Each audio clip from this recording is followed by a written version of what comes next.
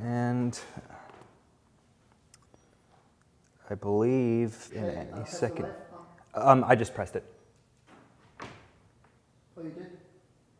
Yeah, no, I've got the console over here as well. All right, well, hello everyone, and welcome to Blender, or Discord in David's case, apparently. This is a class that we've been wanting to teach for quite a while, and I think it's really great that we're finally getting the opportunity to do this. Introduce yourself. Oh yes, my name is Sam. I'm on the board of the directors here, and I've been sort of the go-to tech guy for, I can't even count, I'd have to do some mental math to say how many years that's been, so that means something. Yeah, so I've always been the one who is like fiddling with things, trying to try things we've never done before, and this type of CGI work is not something that we've done before at the station. So I'm really excited to add it to our curriculum and to get things going. So if any of you have any questions, feel free to speak up and ask. Same goes for the stream audience. If you have any questions, just pop it in the chat. I'm reading it here. And yeah, so let's get started. Now, what is Blender? So Blender is many things. So it's a 3D modeling software. It can, well, create 3D models. So say you have a visual effect and you want a spaceship in it. You could make that spaceship in Blender, right? It's also an image editor, so it can take the role of Photoshop in some scenarios. Keyword some, it can't do nearly as many things as Photoshop can. It can do animation, so when it comes to actually making your rocket ship move or making your CG characters move, you can do that in Blender. It can do visual effects, so it has a node editor, kind of like Nuke or After Effects. And it also can do very basic video editing and programming. You can use it to edit code. Why anyone would want to do that beats me. I guess the point is here it has a really powerful Python API that you can use to extend it. But it also has an internal code editor, which is kind of awful, and no one in the right mind should use it. So, what is Blender, though? That didn't really answer the question. Blender allows you to make things like this. And these type of, not only posters, but any of these could be a video, as well as a poster. And almost all of these, the entire pipeline was done in Blender. I believe this one had a fair bit of work in another program, but the rest of it is all internal. And while it takes a long time to get to a place like this, that's something that this class here is the very first steps of. Now, Blender is more than just posters. You could also, for instance, we've got our lovely green room over there.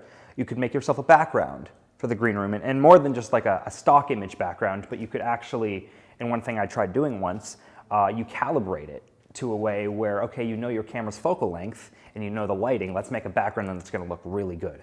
Or you could put tracking markers up on the wall and actually have a moving camera that moves with the background. You need a 3D environment to do that. Or you could do 3D printing. So this is an example of a model that I modeled in Blender and then got 3D printed. So let's see. I can just pass this around, I guess, if you guys want to get a good look at that. For the stream audience, that's basically just that's literally just a miniature spaceship. Okay, apparently we're getting a close-up of that now. So that's what that looks like. Cool. So, and I'm going to be showing you how to make something similar to this kind of poster, just because it's the easiest. These drills almost are how I got good at the software, but there's, again, a million things you want to do with this. Also, these posters are all available on my DeviantArt page, if anyone wants to give that a look.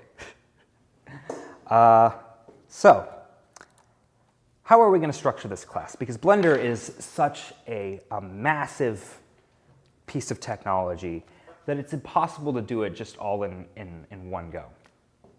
So that's why we have our Wednesday through Saturday schedule. And I've booked out 6 to 9 each day because we've never taught this class before. So I don't know how long every lesson is going to take. But I'm not expecting to use all 3 hours each day. So on Wednesday today, we're going to start with the very basics. So 3D modeling, how do you actually take a shape and put it into a 3D scene? How do you sculpt the clay? Well, actually, Blender does have sculpting, and we're not doing that, but how do you metaphorically sculpt the clay? Then we're going to go on to our basic viewport controls. So we're going to start with our installation on how to install Blender, because Blender is actually free software. And that means that you can install it at home, so I'm going to quickly cover how you're going to do that. Then we're going to have our basic viewport controls, how to move around in the scene, and then we're going to get on to our modeling. Thursday, we're going to start adding texture to our models. Friday, we're going to actually output these into an image, and then Saturday, we're going to make it move. So that's just the basic outline of the class. Another thing I want to get an idea of, who here has experience with video games at all? Great. Because working in 3D is a new way of thinking. Because when you're working with a piece of 2D footage, you're generally, you're thinking of where things are on the screen and how to move them around and stuff like that. But in 3D, you're not thinking just in a two-dimensional space. You're looking at the screen as a viewport onto a 3D world. And all of your work happens within that 3D world. So it takes a little bit of work to rethink how you actually wire that in your brain of like, this needs to go here, here's how I put it here. And playing video games is actually, 3D video games in particular, is a very strong way to get that skill set, get practice with it. Especially games like Minecraft, which require you to think in 3 dimensions as you build out your shape. So, let's get some of the boring stuff out of the way first. A little bit of history.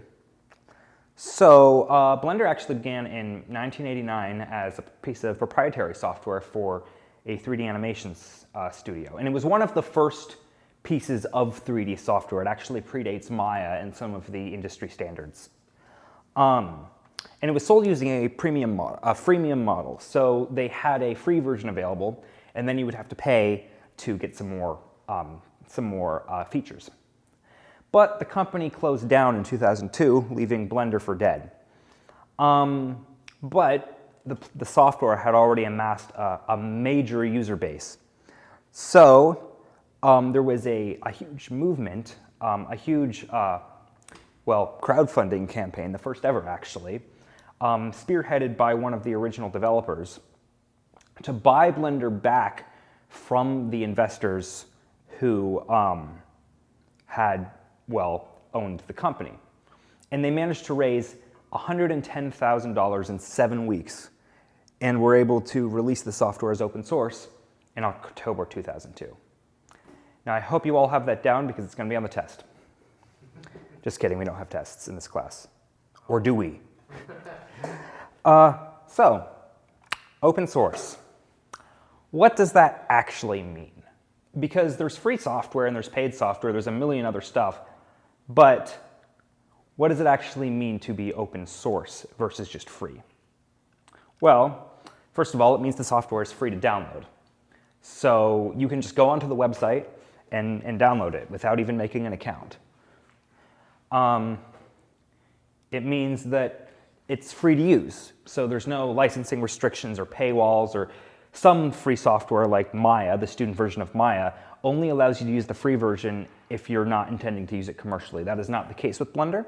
You can use the art that you make with Blender belongs to you and only you, unless you stole it from someone else, which doesn't belong to you. But you can use that art for whatever you want, whether it's selling an NFT or just putting it online for people to see. It's also free to modify. And this is where it gets a little bit confusing sometimes. But anyone can access Blender's source code. And anyone can download that source code and code their own features into it.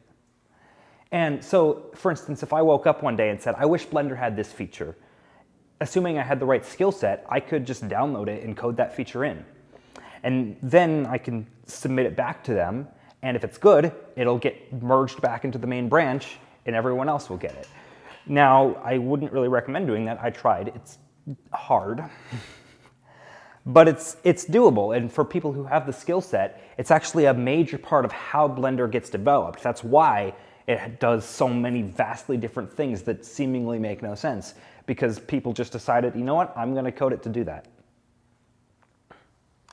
So let's get started on how to download.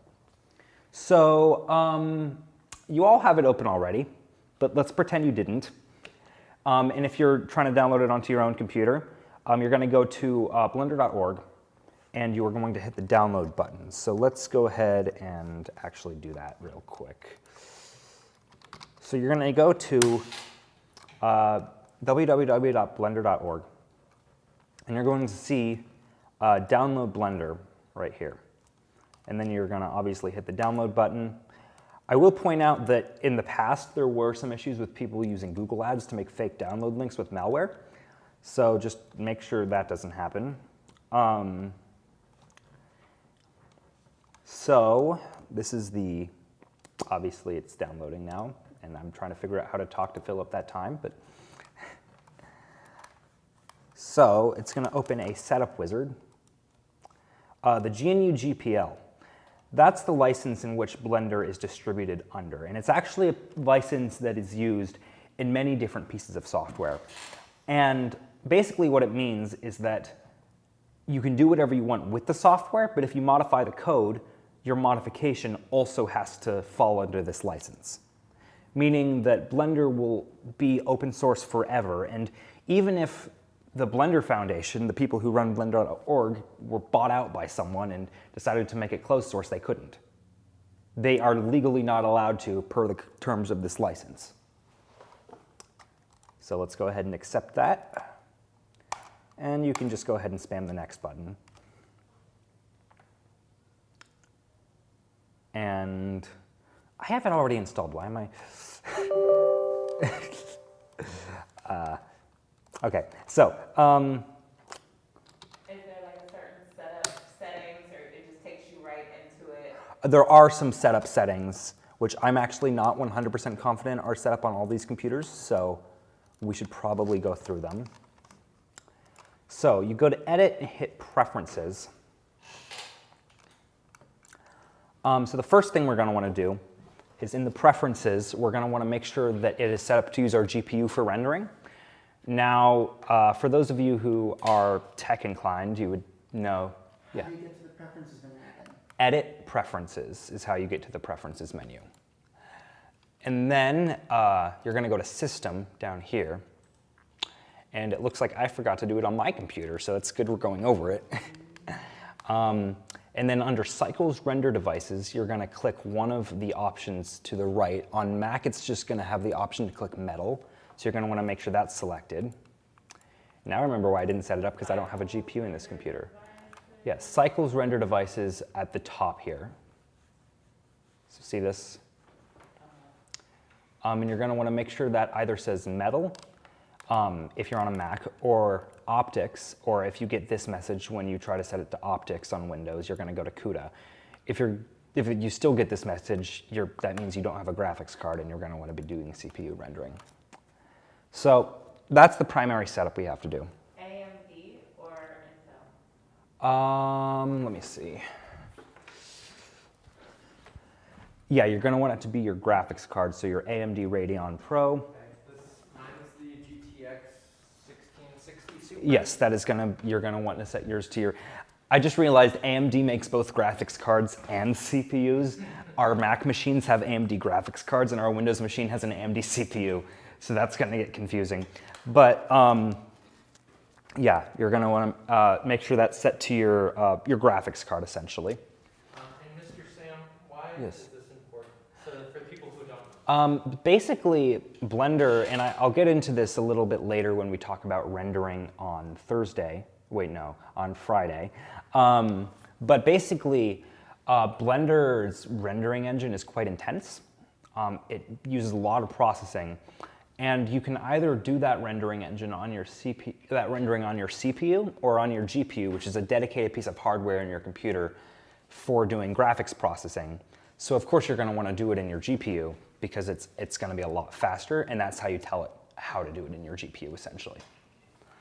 And then later you're going to have to set it to do that in your individual project, but that will only work if you have your system configured to do your GPU rendering properly.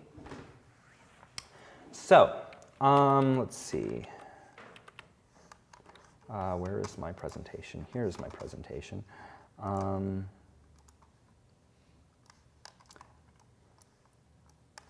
right. So, okay, let's talk about basic viewport controls. So, you all should have 3-button mouses on your computer. If you don't, well, that's kind of a problem. So by 3-button, I mean the scroll wheel will be a button that you can press down, and that is used extensively throughout Blender's UI. And If you have a laptop. if you have a laptop, if it's a Mac, you can put 2 fingers on the trackpad and start moving them around. If it's a Windows computer, you hold down Alt, and then you can just left click. Can you show your studio audience, or at-home audience what that kind of mouse looks like? Okay, yeah, so here, actually, is this set up? This should be, no. Here, I'll set it up. Okay, basically, a mouse that has any mouse that has 3 buttons on it, like this one, should work. So by that I mean a left click, a right click, and a scroll wheel. I know Apple has a vendetta against 3-button mouses for some reason, but they still work with Apple computers even though Apple doesn't make them themselves. Also, if you have one of these crappy Magic Mice that make no sense, and I don't know why Apple decided that they were a good idea to make, because it's like they want you to hold it like this or something. Apologies, rant over. You can put your finger in the center and just move around like this as if you were scrolling.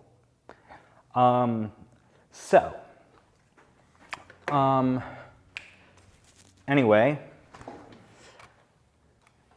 do I have screencast keys? I don't. Okay, so now that we've got that determined, let's talk about actually moving around in the viewport.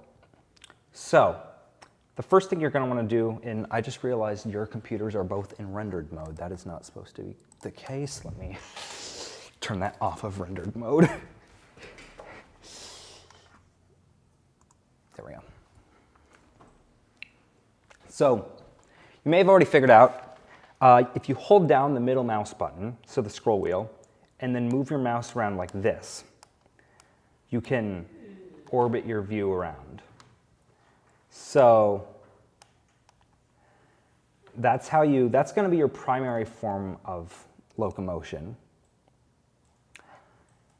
Then if you scroll the scroll wheel, you can zoom in and out. And then finally, if you hold down Shift and then drag with the middle mouse button, you can pan. So these 3 forms of movement will get you basically anywhere you need to go.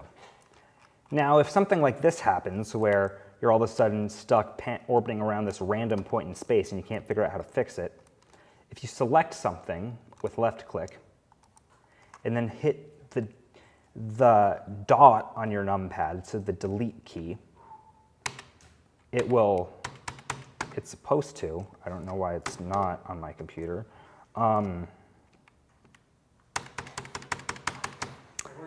It's supposed to recenter on that. I think I need to change something in my preferences. Say it again, what do you do? Dot, or so select your cube, Select cube. and then hit dot on your number pad. Yeah, I need to turn off emulate numpad. So that's delete. Yeah, the delete key. No, hers deleted. Mine deleted the bottom. Oh no, not that delete. Sorry, the dot at the bottom right of the numpad, which also says delete on it on some keyboards. All the way right down on your keypad. This one.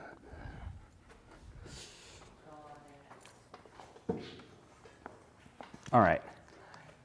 So next, I need to figure out why this isn't working for me, which is kind of problematic. Another thing you can do, and I see you have discovered the joy of messing around with the viewport. What is yours even doing? If you press the 1, 7, 9, and 3 keys on your numpad, it will swap to orthographic views of individual sides.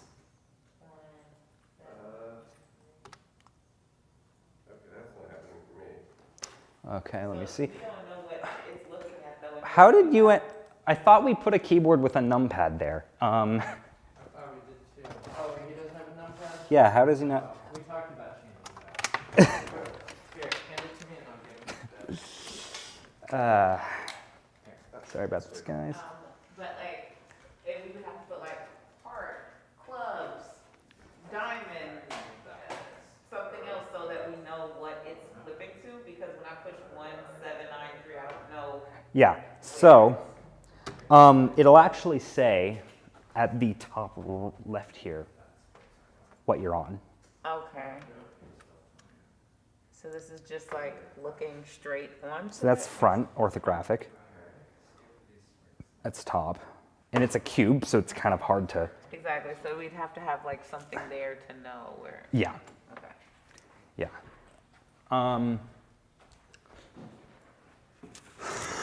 So this is just changing the way that we're looking at it. Yeah, so this isn't changing the actual scene at all. This is just changing the angle at which you're looking at it. And these orthographic views are not realistic. Is this still not working? I know it works. It's just I'm been. Okay. Yeah, these orthographic views don't change anything about the scene, but what they allow you to do is, for instance, and you don't have to follow me here, I'm just demonstrating what I can do. If I wanted to do some, I think half the keys on this keyboard aren't working. There we go. I need a better keyboard next class. If I were to start actually editing something, I can actually use precision, because I can see almost like an engineering diagram of what I'm trying to do. Do you need another keyboard real quick? I think I'm okay. I just can't hit the dot, which is annoying. All right, so we know how to move around in the viewport. Oh, I see you went into orthographic view. So one last thing, if you hit 5 on the numpad, you can go into an isometric or orthographic view of the scene. Now this can be quite jarring if you don't know what you're doing, and a lot of people like using it for some reason. I don't. I hate using it unless I'm like in a side view. But some people will like getting these like isometric views of their scene. I'm not sure why. But the option's there if you want to use it. What does isometric mean? So basically, normally, he asks, what does isometric mean? Basically, normally, what you get is you see the top 2 lines of this cube right here. These are going off into, like, they converge, right? They go together into a vanishing point. Isometric view means that all lines in the scene are parallel. So now these are those same 2 lines, but they look like they go in the exact same direction. So like when you see a cube, for instance, in math class, it's usually an isometric view. All right. So, What is this off to the side? oh, yeah, you've selected the camera. We're going to go over that in a second. All right, let me double check. All right, so now let's cover how do you actually change the scene, right? Because we know how to move around the scene, but we don't know how to do anything to it. So if you notice at the top left here, we've got 4 icons. We've got move, and if you click this, we get a nice little translation gizmo. And we can start moving things around, and it will move whatever you have selected. So if I select this light up here and then start moving it, it will move the light. I generally recommend locking to 2 axes, if not a 1 axis, because if you move the object without any constraints, because you're actually just moving a 2D mouse in a 3D scene, it basically has to guess the depth, which is not accurate and doesn't allow you control. So you should either be locking it to 1 axis by grabbing the arrows, or you should be locking it to 2 axes by grabbing the squares.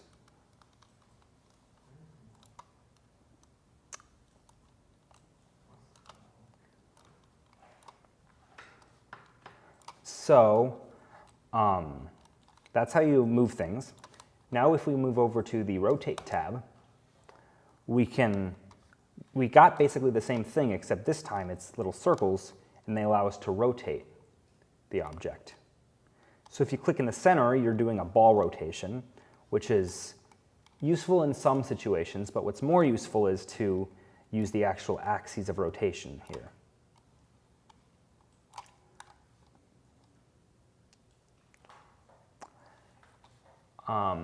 And then finally, we have the scale, which you use probably the least. And scale is actually one where you probably want to be clicking in the middle without locking to an axis. And it allows you to basically scale your cube in weird ways. And you can always hit Control-Z to undo any transformation you've done. And then finally, the final logo is just all 3 gizmos shoved together on the screen at once. So you can do funny things with them. So that's fun and all, but when you're actually working on a scene, oftentimes you have to use these type of transformations very fast. So there's a set of hotkeys, which I actually stumbled across a piece of paper that has them when I was setting up today, which I wasn't even aware of, but we've got here it's on the, are these multiple? No, these aren't. Here it's on the center table if you want to look at them. We've got a variety of hotkeys that allow you to speed this process up. So I'll go over them one by one. The first one is G. And if you click that, it will begin moving your selected object.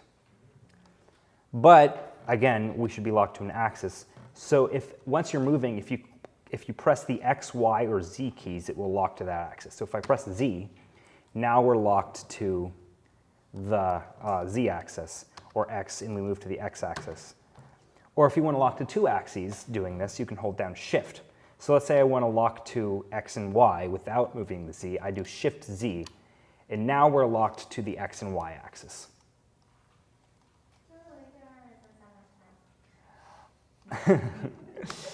So R obviously starts rotating the object, and it will rotate in screen space. So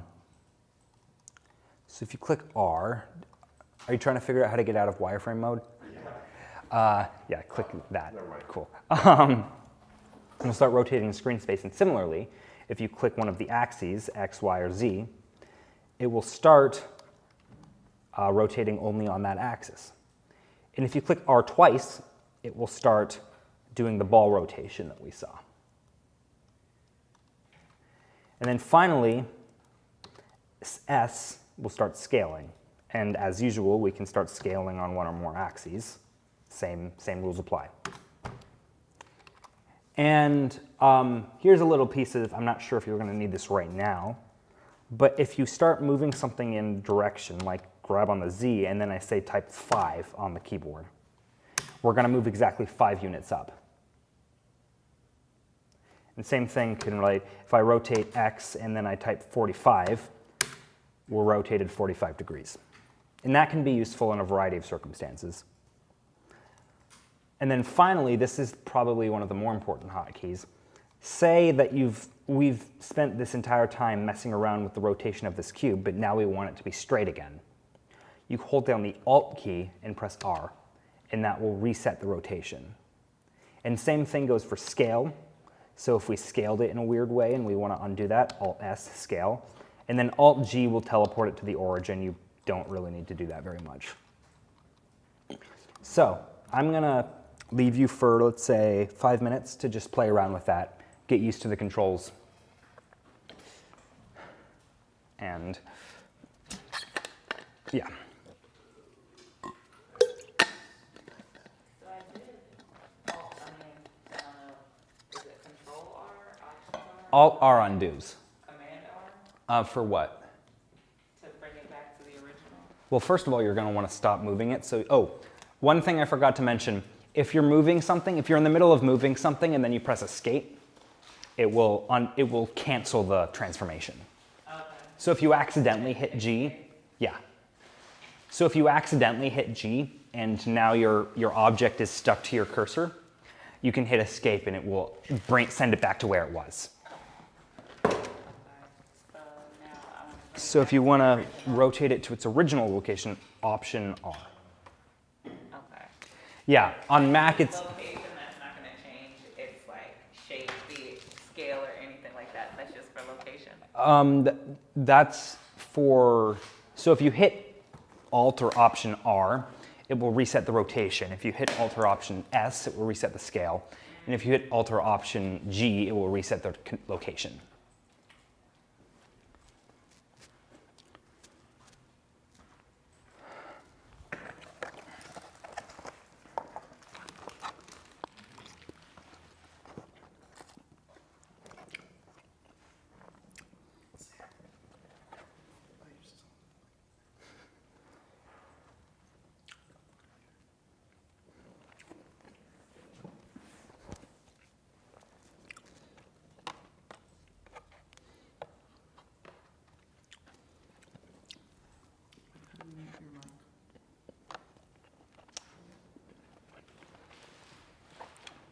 Don't fiddle with it right now.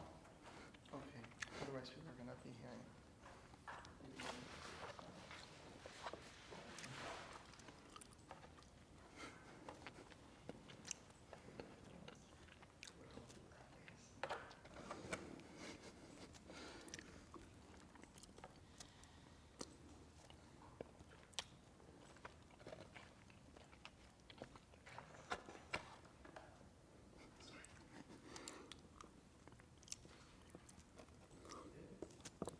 I'm playing around. I figured out how to keyframe them. That's fun. You're 4 days ahead.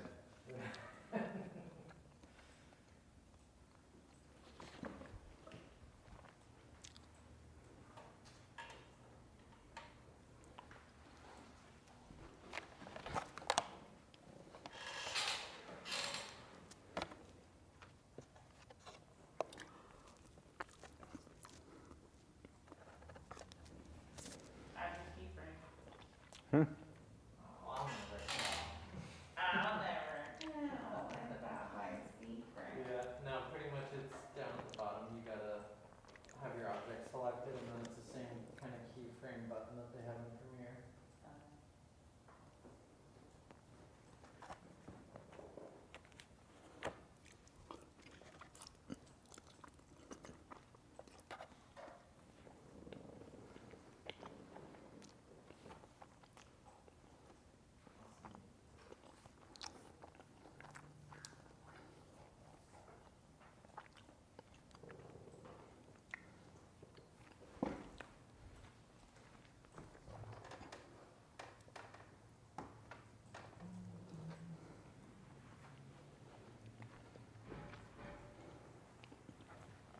Right.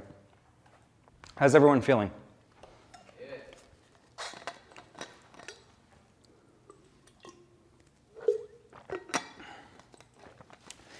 No questions on YouTube?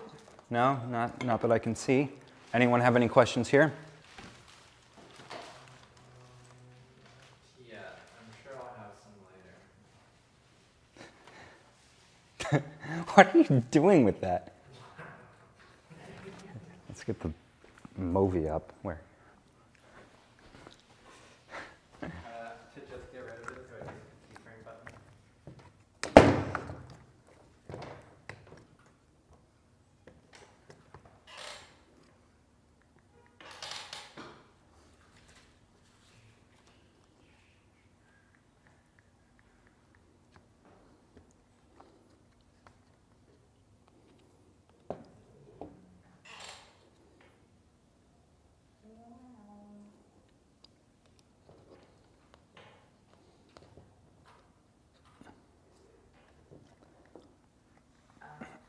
All right.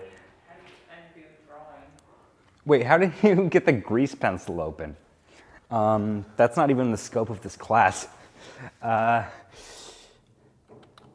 Z. Oh, I just did that.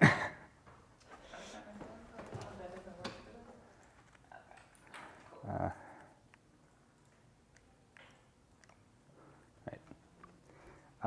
I just want to show the.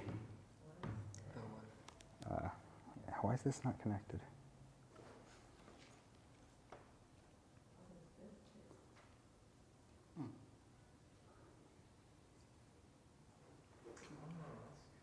Yeah, I just want to show people what David has made. Here, I'll show you.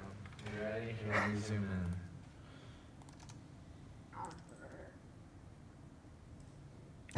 in. Just off screen. Yeah.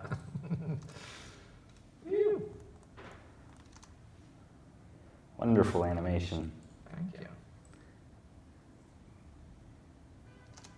Nice. All right. Everyone else ready to move on? All right. So, Ben.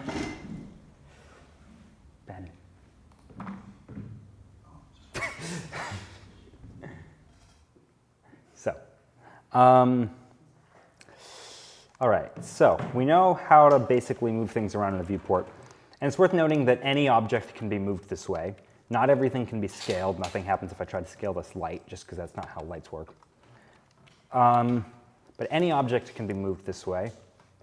And then finally, and we won't get into cameras for another few days, but if you select the camera and hit 0 on the numpad, it goes to the camera view. So you can see what your scene looks like from the point of view of the camera. And you can actually move the camera. Yes, David? Do you have a preference with which of these tools you use to move around your objects? Just because I know the bottom one has like everything in it. He's asking what tools I use personally. I use the hotkeys. I don't even open those tools. I was going to teach the hotkeys and then I noticed them at the last second. I didn't honestly even know they were there. But yeah, no, I use the hotkeys to move around. And I'll be using the hotkeys throughout the rest of this class, but you can use whatever tools you want to use. All right, so let's talk about objects for a second.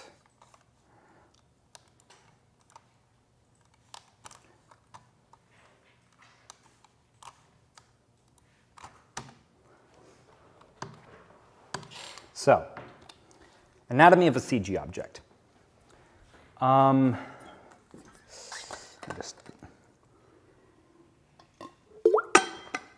Everything that is in a 3D environment is made up of polygons.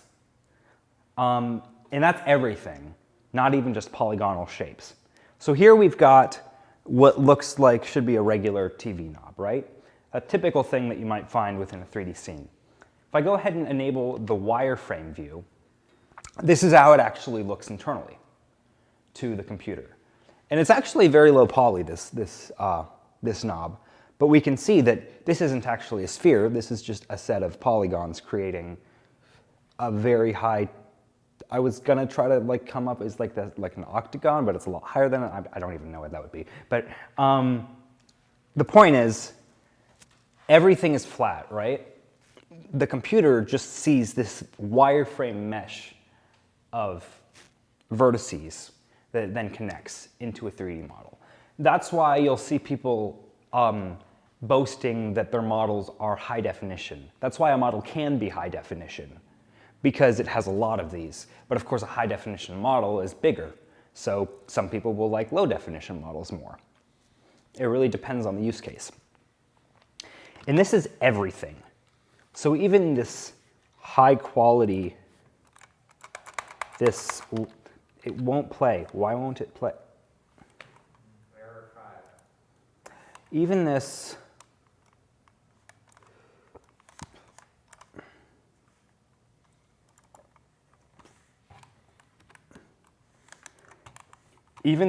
very high quality camera model here, where's my mouse? Why is my mouse missing? There we go. Even this high quality camera model, if we zoom in on it, is actually just polygons.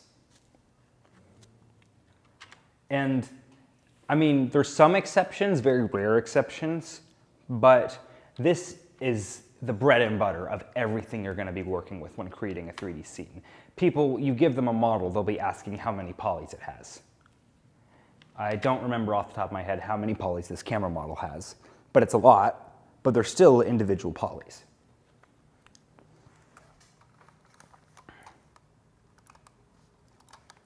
So,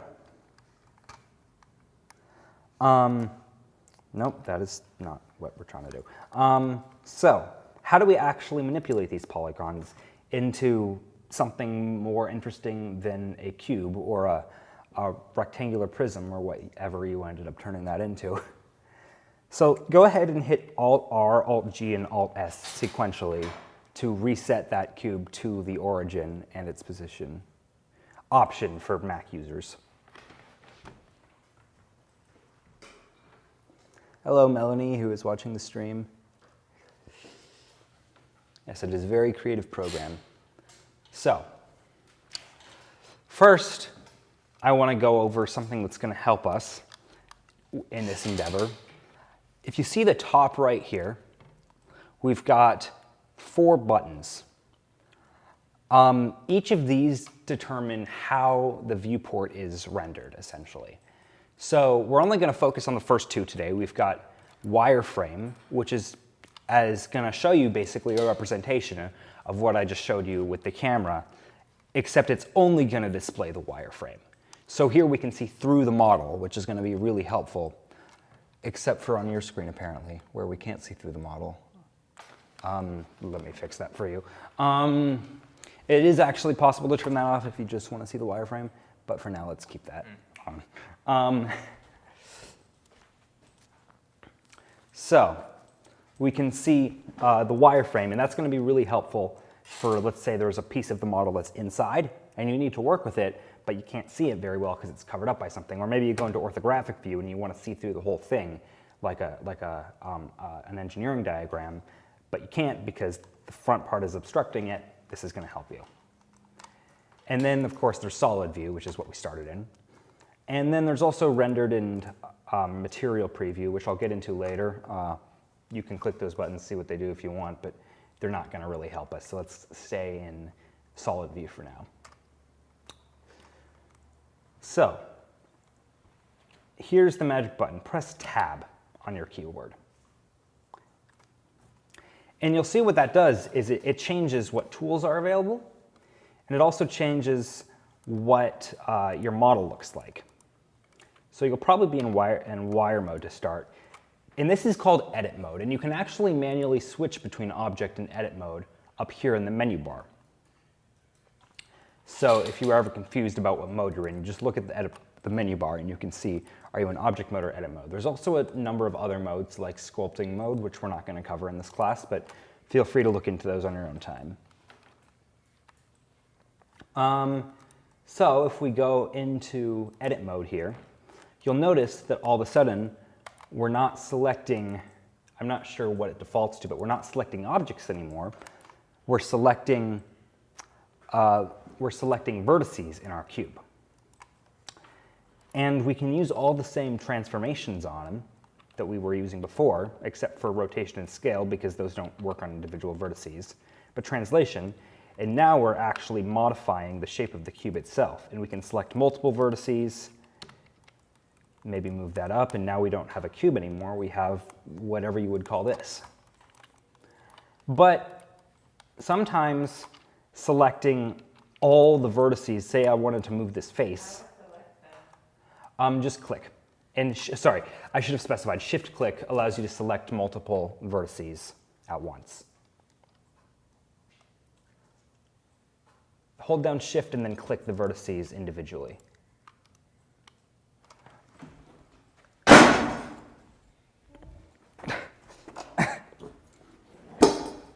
So, Don't be mad at me, teacher. there aren't any vertices up there. Here are all your vertices, so you have to click those. Here. Shift and yeah, and then click that. No, you don't drag, just click. But you have to be clicking on the vertex itself. What am I? So you're clicking and dragging, which is a box selection. Okay. So just here, can I see? You're going to hold down the shift key, and then you're just going to click on each individual one that you want to use. Okay. And then you can click off to deselect. Okay, I got that part, but then how do I move it and change? And then you use G, R, and S, just like before, or here are the movement gizmos that you can use now. Oh, okay, got it. So I can, oh, okay. Gotcha.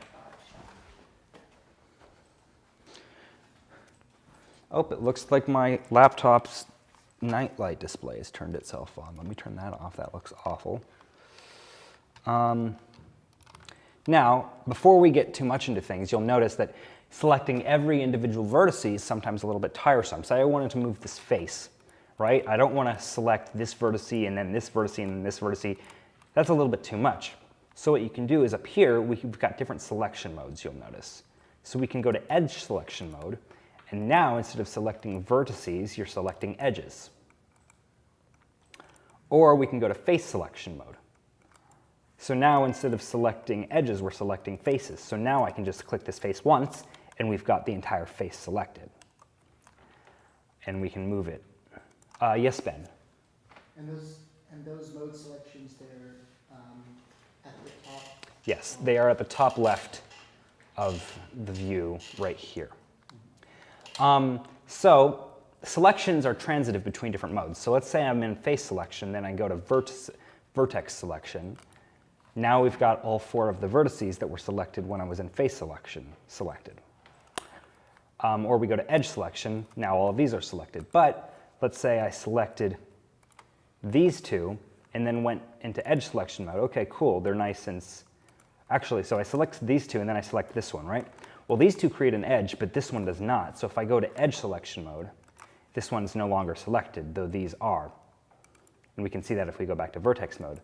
But none of the edges here create a face. So if I try to go to face selection mode, you'll notice that now nothing is selected anymore because no valid faces were selected when I was in edge mode. But if I were to select all 4 of these around a face and then go into face mode, now my face is selected. So you don't technically, actually no, some of the tools do require that you use that. So what do you guys think? Do you want some time to experiment with this, or should we move on to editing tools? What? Time? All right, let's do 5 minutes. So we'll reconvene at 7:15. How do I set it back to basic? What do you mean? So like say that I've been playing around with this and I was like, you know what? I want it to go back to a cube. At that point, you just want to make a new cube. Okay. So, yeah, one more thing I forgot to cover while we were in object mode. Let's just bring everything back here for a second. Sorry, I forgot to go over this. If you press Shift, hold down Shift and press A while you're in object mode, you can get a list of things you can add to the scene. So here I can add a monkey. And now if I move this out of the cube, we've got a nice little monkey head. Object? Where's that? Shift A. I think first you have to do tab. Yeah, you have to be in object mode, not edit mode. Remember when we pressed tab to move into edit mode? Okay, like object mode? I think you're still in edit mode. Okay. So you just press tab to return back to object. Yeah, when you're in edit mode, again, you can press tab to move into object mode again. And there's multiple stuff you can add. And then now you're in object and you go. Shift A, hold down Shift, press A, and then you can select a number of stuff. Let's just keep it to meshes for now. All the stuff down here is advanced stuff that we're not going to cover, except for maybe the text. And you can add different types of meshes to your scene. You can also get to that menu by pressing the Add button up here. So, yeah, that, David, is how you would get back to a cube if you had deformed it that much. You just want to delete it. If you select something and then press the delete key on your keyboard, you can delete stuff. You would just want to delete that and make a new cube. Yeah. My cube is funky. So yeah, and then these new meshes that you can add. Obviously, let's say I added a cone, and I go into edit mode, and now I've got this nice vertex up here, and now I've got a wonky cone because I'm playing around with it like this. And it looks like a speaker going in and out now or something like that. So It looks like a trampoline too. yeah, it looks like a trampoline. That's what it looks like. But yeah, and then you go back into object mode, and again, you can select it, hit the delete key, and then it's gone. There's also, if you delete, No. not, Move it again? oh, to move it, so you can either, no, that's the 3D cursor.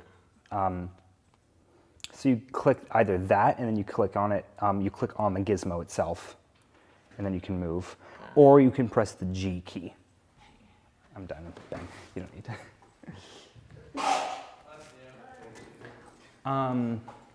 So yeah. What have you done to your model, David?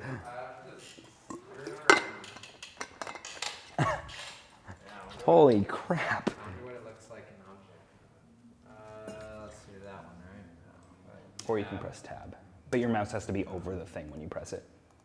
Let's see, object. And then I can look at it like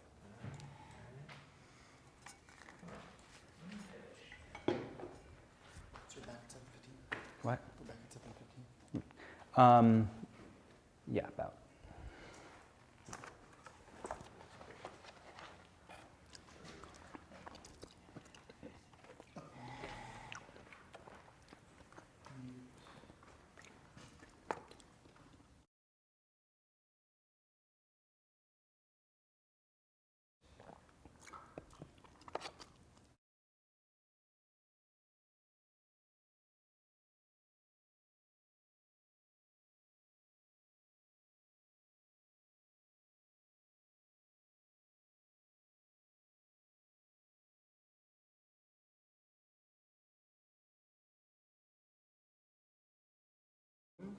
Well, it was wide, I think. I don't remember.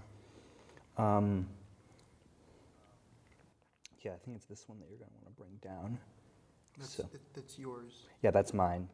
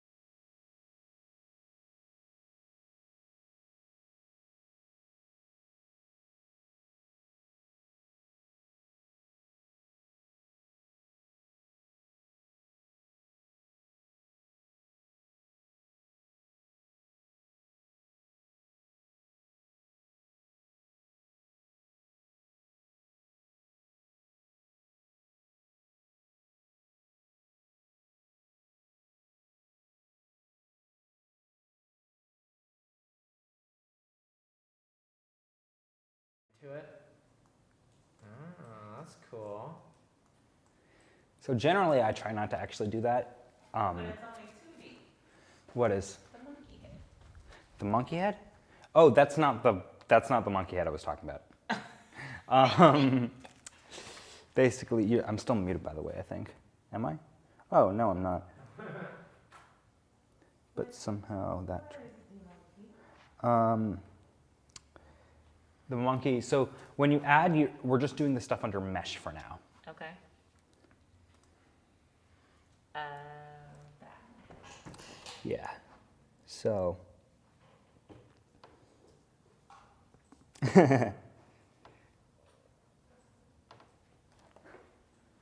All right. Let's. Is everyone ready to move on? So if you mutilated your cube beyond recognition, let's go ahead and make a new cube so that we can all be on the same page. If it's like mine, where it's only slightly different, that's fine. So yours is probably fine. You're probably going to want to make a new one. Yeah. So let's go into edit mode. Shift A to make a new thing. So should I make a new thing or should I? You're probably fine to work on your existing cube, just because, I mean, it doesn't need to be a perfect cube. It just doesn't need to be a weird spiky monster of death. Hold on, what is going on with, okay, cool. So let's go into edit mode. And you'll notice a series of tools by the end. For some reason there's I'd never tried the add cube button. That's new, okay. Well, I'm not feeling confident to teach that because I figured out that that was a thing literally 5 seconds ago. So. Jabril's here. Hello, Jabril. Hello. All right. Hello. So, should we run just a quick recap on everything? So, quick recap, just because we had someone new come in. So hold down the middle mouse button to orbit around the scene. Like that. Yes, hold down Shift and the middle mouse button to pan around the scene. Like that. And then scroll the scroll wheel to zoom. And now press, just look at the gizmos. Actually, you're in edit mode, which we haven't gotten to yet. Not only that, yeah, okay, so let's go back out of edit mode. And then there are the gizmos that you can use to move objects. Oh, it's like mine.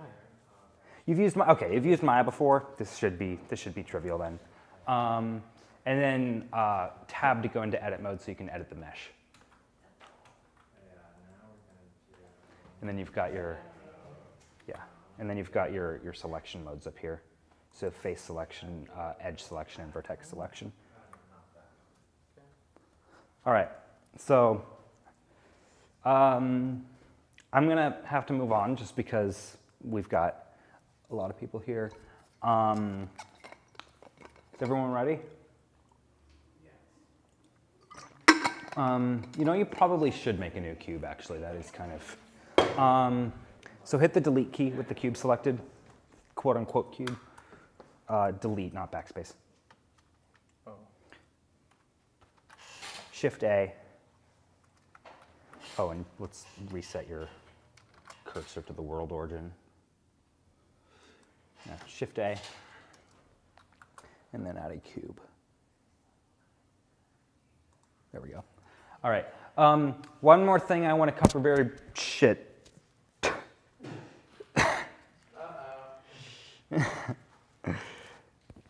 Did that break anything sound-wise? Let me check. No, it's still. Okay. Looks like we should Just have the, What? top. Hello. No, you're good. Okay, cool. The receiver thing fell out of my pocket. Okay, so basically, here's what we need to do now. So if we're in edit mode, right? there's only so much we can do with moving around vertices if we actually want to make something. So that's where these things come down, these tools come down here. And I'm going to talk about them in order that they appear here. So let's start with extrude. So we're going to go into face mode. And then, oh, by the way, if you press 1, 2, and 3 on your keyboard, it will go into vertex, edge, and face mode respectively. So that's a nice little shortcut. So we're going to go into face mode, and let's select one of the faces on our cube. I'm going to wait for you guys to catch up. All right. So select one of the face, and we should probably be using a cube right now, not a monkey head. Okay. Select this object and go back to edit. And then select a face. So if we click on the extrude tool down here, we can, so go ahead and actually rotate one of the faces just so you can see what this does. And then you click the extrude tool, and now you can see that it's going to basically make an extrusion with that face. So now click on one of the faces that you've got now because of the extrusion, and you can extrude again. And we can see now that we have a little bit of a more interesting shape coming together. So that's extrude, and the shortcut for that is E. So you got any face, or actually you can do it with anything. You can even do it with a line, with an edge, but that's a little bit more complicated. So you got any face selected, you hit E, it will start extruding it. So that is one of the very basics of how we create models. Next, you have the inset tool. So the inset tool is different, but it also works with faces. You have to have a face selected. Then you get the inset tool selected, and what you'll see is it starts doing this. It's kind of hard to explain, so just watch. It starts insetting the face, and that didn't go well for me, so I'm going to try that again.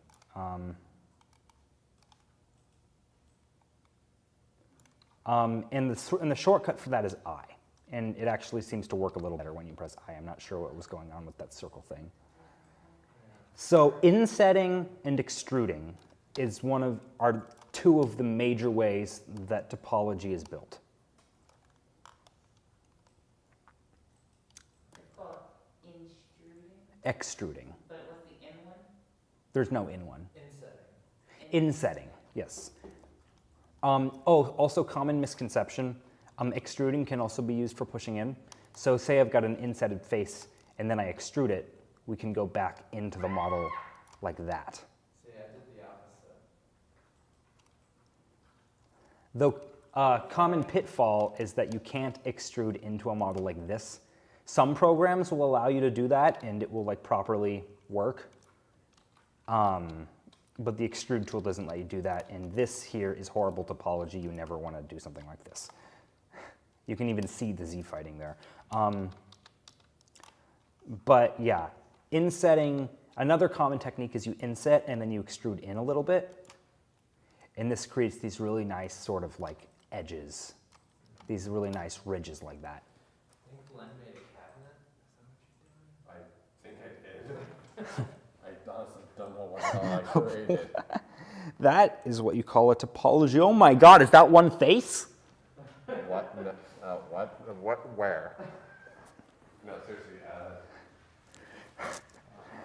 You work with 3D modeling long enough, and then you see something like that, you're just like, oh my God, how do I teach good topology? It's not. Did I have fun or something? That's actually pretty good for if you're trying to get a hang of the tools, that's a good way of doing it. If you were to send me a model that looked like that, I would say you need to go take a beginner's Blender class. So welcome to the beginner's Blender class. That looks so cool though, There's ways to do that that aren't gonna make a 3D model to pull the hair out. Yeah, no, I think I might have gotten all insane here. No, that looks so cool. I don't know. Is that just a matter of opinion, or what is this? That's objectively gonna cause a lot of problems when you go to render. Okay. Yeah. That's like, if you can make something look like that and it's gonna be cool, but the way he's done it right there is gonna create a lot of problems when you actually try to add textures and UVs and try to render it. Because it's a single face that has had many things done to it. What he had was like, say that this napkin over here is a face. He did this to it. Oh. Oh God, no. I have a question. Yeah. How do you have that selected and it's still rotating off the world edit? How can I? Oh tell yeah, what the I went over that. You hit period on the numpad. Thank you.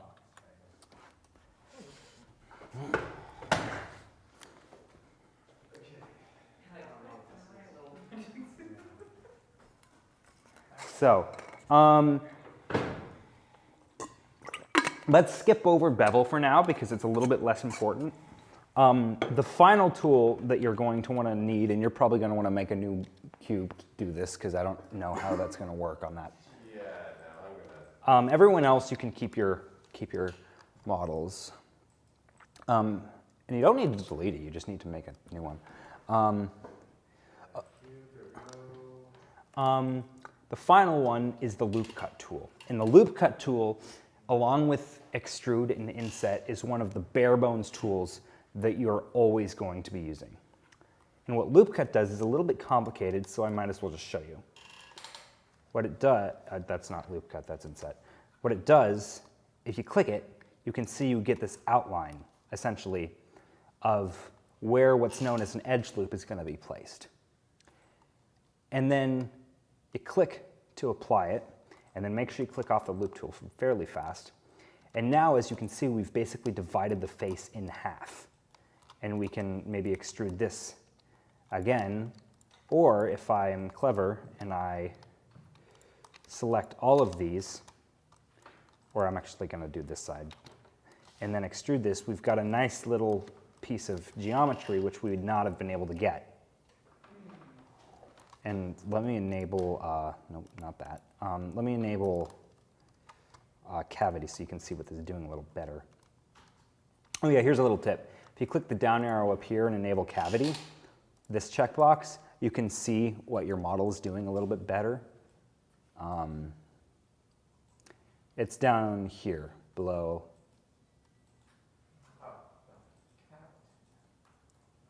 Okay, gives it a little more. Gives it a little edge outline, so you can just see what it's doing a little better.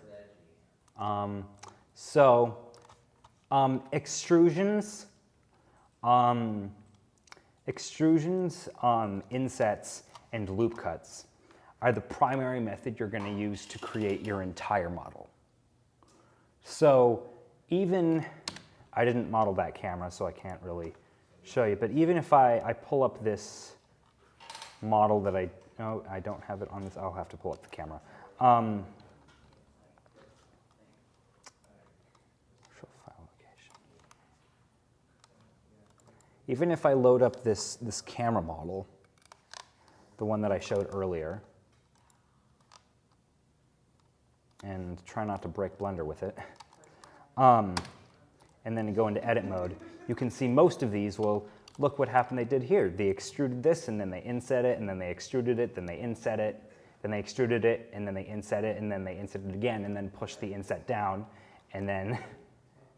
So even this complex model, which, why did I just press material view? That was the dumbest idea ever. Now my computer's going to break.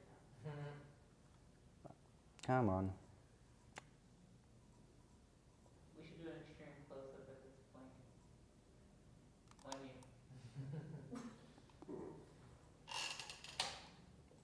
You know, I'm just going to close Blender from Task Manager. That's probably just the best way to do this right now. So of the models you created, is this one of the highest? This I did not make. I was looking for one that I had made, but I didn't find one. And Actually, why was your thing overload from this material view? because it's loading everything onto the GPU. That's why we don't work in material view. It's a lot. Oh, here we go. So yeah, camera looks really nice. We go into edit mode, we can see it's just loop cuts and spheres and polygons. So the bread and butter of learning the 3D model is how to essentially go from random blobs to an actual shape. And it's not something you can teach. Ultimately, it's something that all you can do is learn it with practice. Here's an example of one that I did make. The speaker looks really high quality. I go into edit mode and look at the front here. All this was I did a little bit of fancy trickery to get the sphere here, but after that I just inset it, I pushed it in a little bit, I inset it again, and then inset it again and pushed the par bit in, and then I did a whole bunch of bevel loop cuts here to create this, and then I pulled that out. Same thing here, all I did was inset this, pull it out a little, inset, pull it out, and then inset extrude it way in. So I'm And you just want, like, you just had a picture that you were going off. Oh yeah, I had reference for this. Reference is a big factor, and I'm going to get into that when I actually start talking about object modeling. But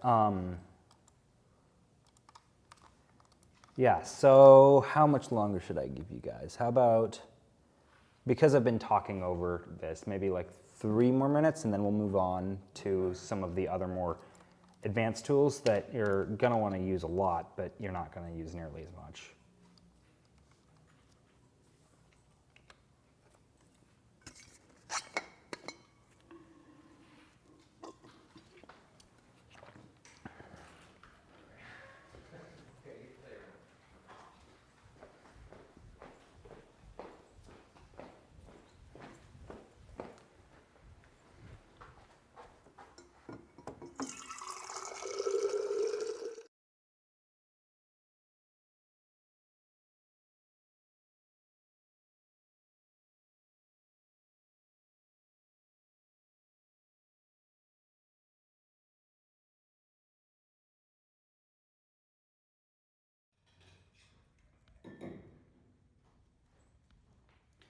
Let's go see what our students are up to. So, Kana, what are you working on? Going crazy on David's model. Oh, snap. Wow, that is beautiful. How do I teach good topology? How's the structural integrity on this, Sam? How would you rate it? I'd have to take I can't really tell from that angle. No. I'd have to orbit around. Did you extrude any edges along on their own, or are those all cuboids? These are extruded here. Are those extruded edges or extruded faces? Faces. Okay. Yeah. I think it's definitely a good playground to get accustomed to the tools. Modeling is hard. I probably shouldn't have started with this. But I guess maybe if you talk a little bit about like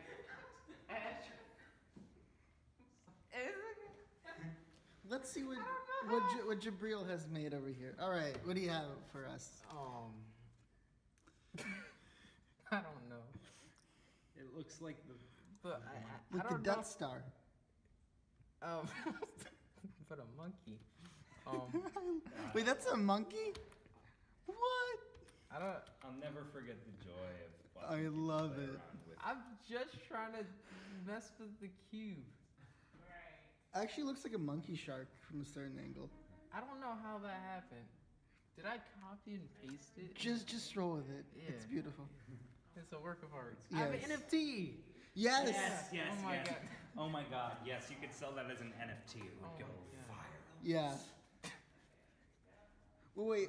What's the name of the ape? I'm actually not really joking. That actually, you probably could sell that as an NFT. Well, I mean, they already have like the ape NFT, right? So. Well, this wouldn't be a bored ape. It would be a. And for you viewers at home, what's an NFT? An NFT is a non-fungible token.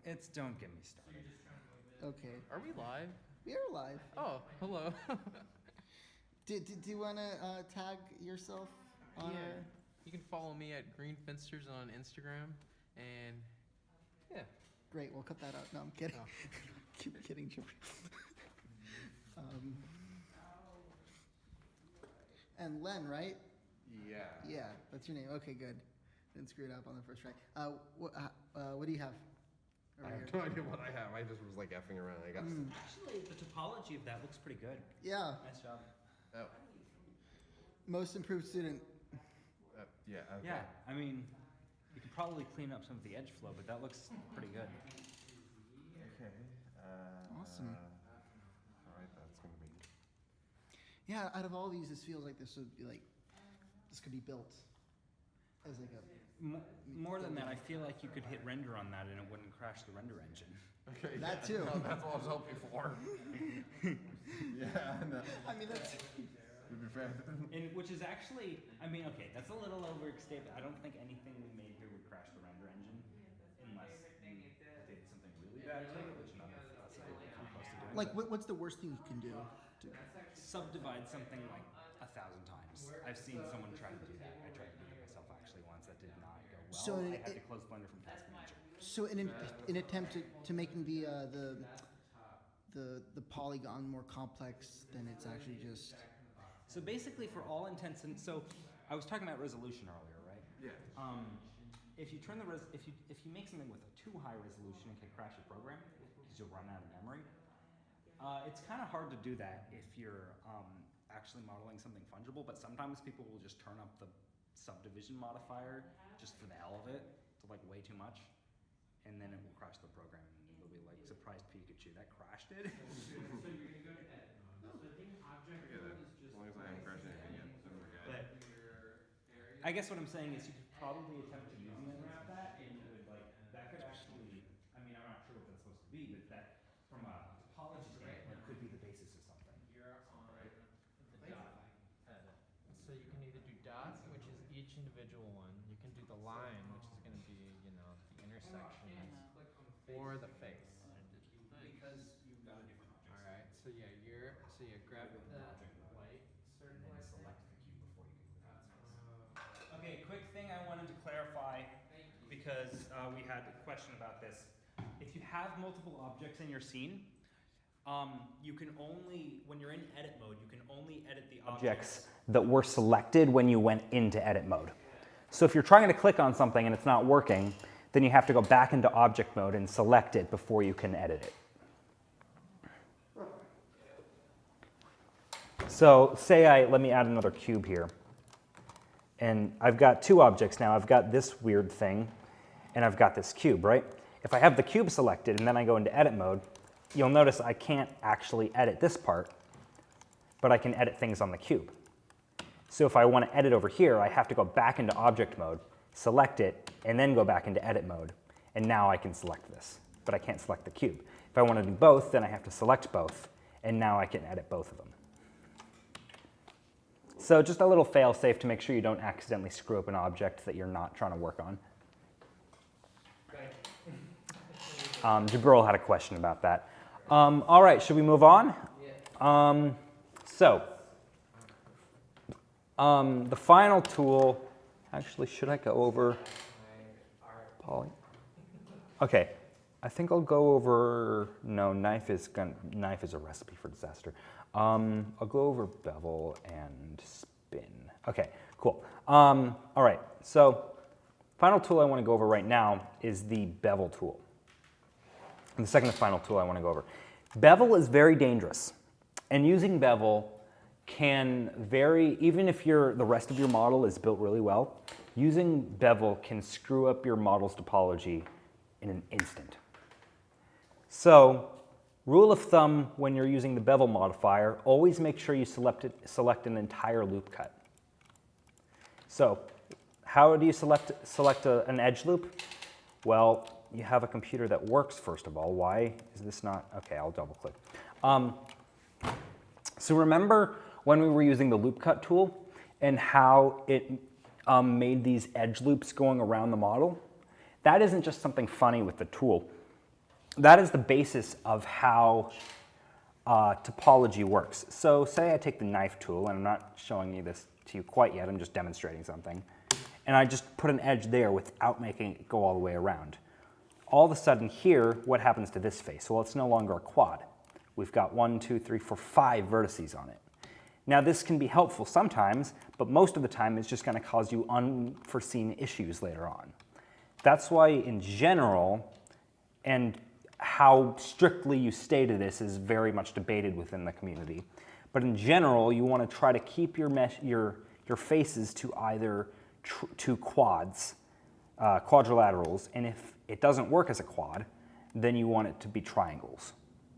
So like for instance, if I were to add a circle here,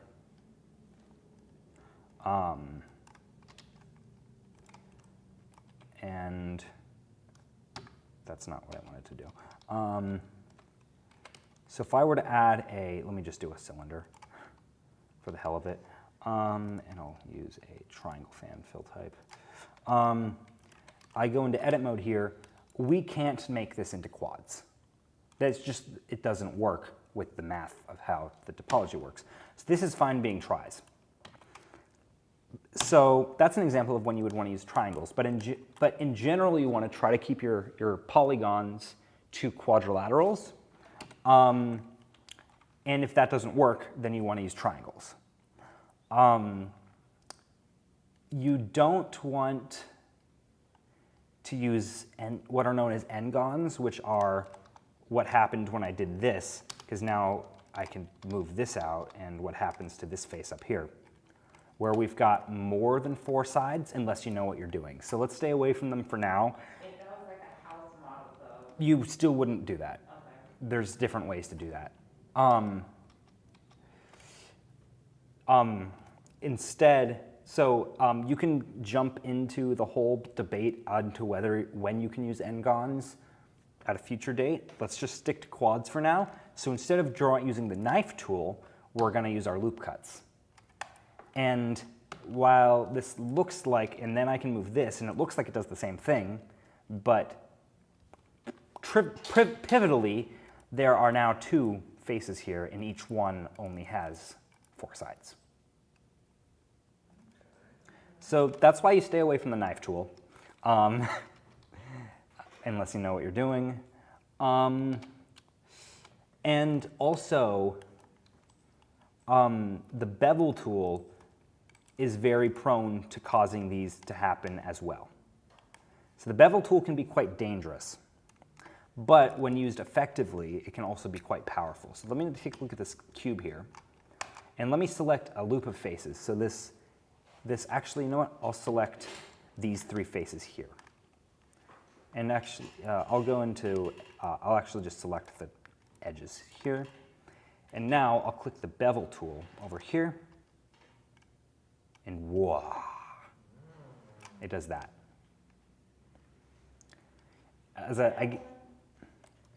Again, this can be very powerful, but it can also be quite dangerous. Watch what happens if I try to bevel these 2 faces here. Not only do we now have an n-gon on the edge here, but what we have here is, I'm not even sure what this is, but this is like the rule number 1 of what you don't want to do. Because look at these faces. You can't even tell what's going on here because, okay, that's a tri. Why are there 2 edges intersecting that tri then? And okay, these are still part of this edge. Like, what does that mean? You can't analyze it. You can't figure out what it's doing. So that's why bevel's so dangerous. And maybe if I were actually working on a project, I would be okay with doing this as long as I don't go too far. But for now, let's stay away from that because that's now all of a sudden I've got, okay, well, I've got a triangle here, and what am I going to do with this? And I've got this n-gon, and it's just a mess. So later on, you can learn how to deal with that mess. For now, let's just keep the bevel to fully enclosed surfaces like this, where we do the bevel. Oh, that's not what the bevel I was trying to do. Or we do the bevel, and it just stays nice and clean. So n-gons are any time that we don't have like a 3 or a 4 side. Yes. N-gons are when a single face has more than 4 sides.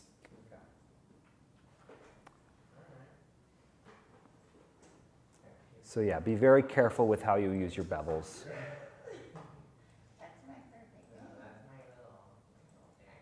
Bevels are the, like watch what happens to this model if I add too many bevels. If I do this, I've used just the bevel tool to go from this kind of nice looking model to what the hell is this?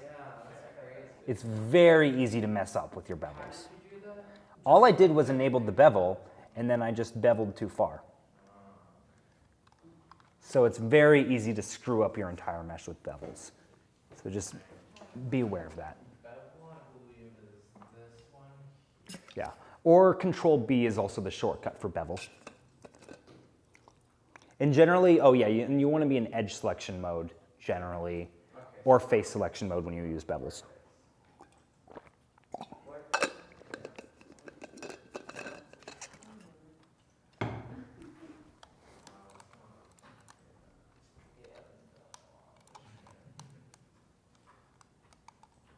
Yeah, and generally, I'll just give another example of when I would use an n-gon.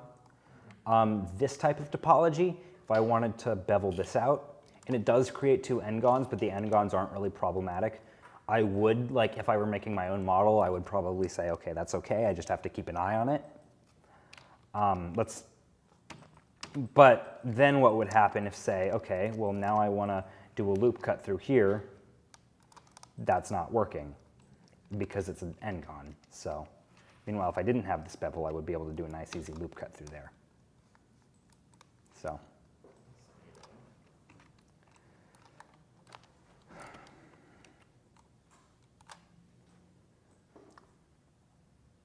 Oh, I see you found rendered view. Oh yeah, and Jabril, I mentioned this earlier, but just in case I don't think you were there for that. At the top here, you can switch between viewport, wireframe and viewport shading. And if you hit Z, you also get a nice little this to pull it up. Z. Z. And that's just a way to switch between different view modes. A way to do it fast. There's also a menu bar up here, but if your mouse is like over here, you want to do it quickly, you can use that. Or Shift-Z will automatically toggle between wireframe mode and whatever mode you had it previously on. And why do I have a random circle down here?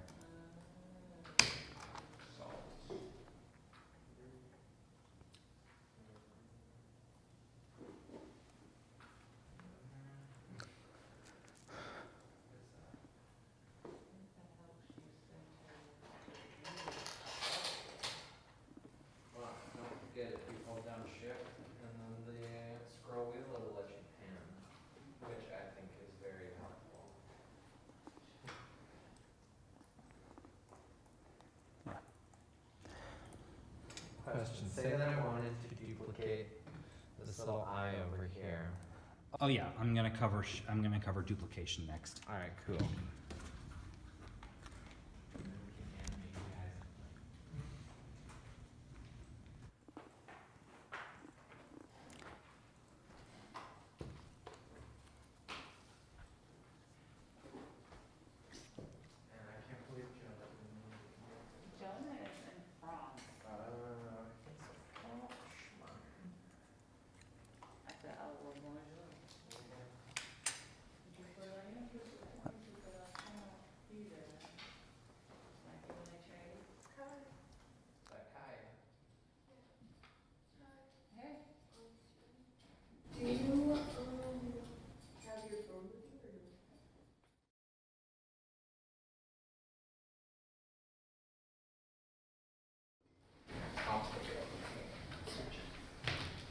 Oh, no, I don't.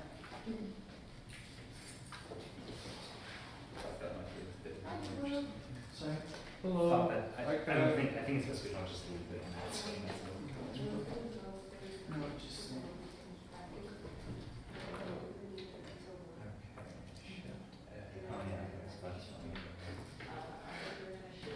Hello.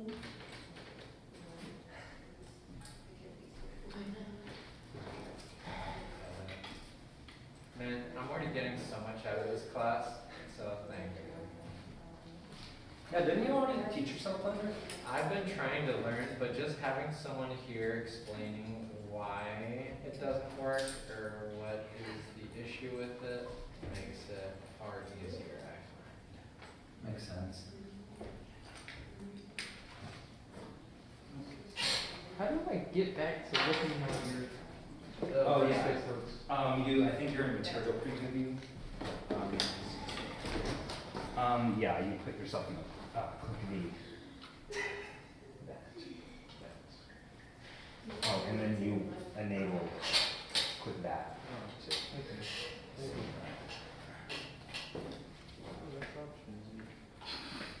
I'm doing that because otherwise you'd see amples or eating.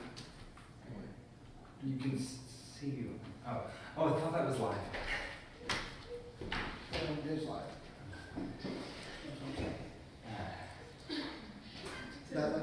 That's like how, when you're off, just have it on the screen, so, weird.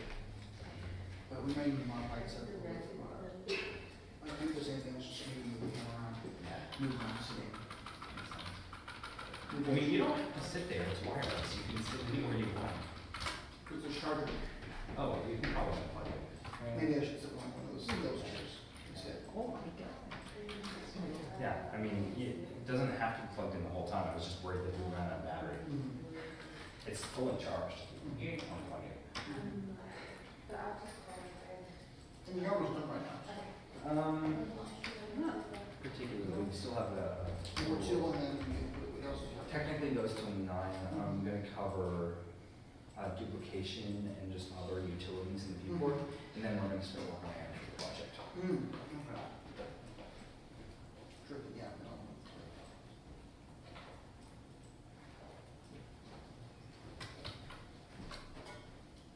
Looking good. Yes. How'd you get those loop cuts there? This? No, those, the strips. Oh, I was playing around with bevel. Oh, nice, you got that to bevel. Makes sense, I mean, if you bevel a loop cut, it's not open and hash, it's just kind of. Yeah, I would have bevel, then I would do. Nice. Nice. Yeah. That's looking pretty good. like that. Okay, so say that I wanted to make little feet for it that I wanted the same size. Would it be easier You to can do it? select 2 things to extrude at once. Ah, yes. That's correct. I can. Nice. Okay. What happened to that rocket ship, by the way, that I was passing around? I believe it got put back on the table, maybe on that side. Okay, I'm gonna put that back in my box. I made it with Mike, I don't want to lose it.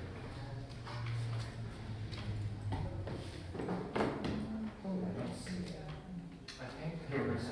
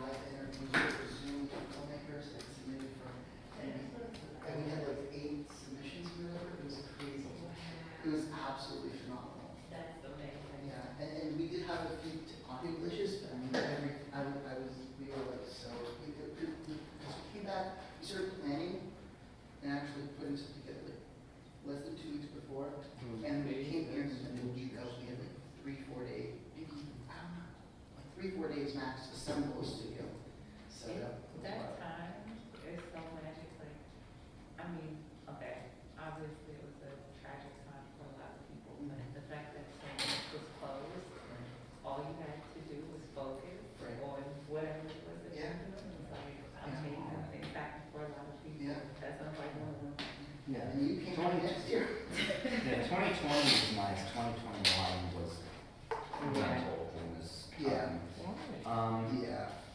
I feel the same way. Alright, so, we ready to move on? 1 second, just enabling audio. All right, cool. So, can we go and switch to the camera view?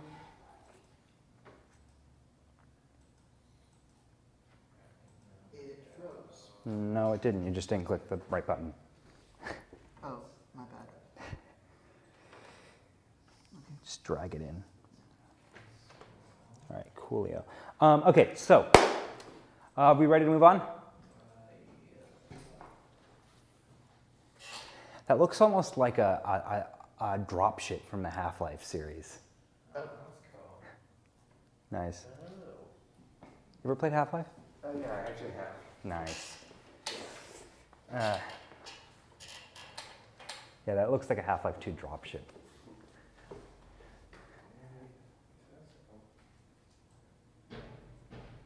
From the back, at least. All right. Okay, so now we have this wonderful model that we have made.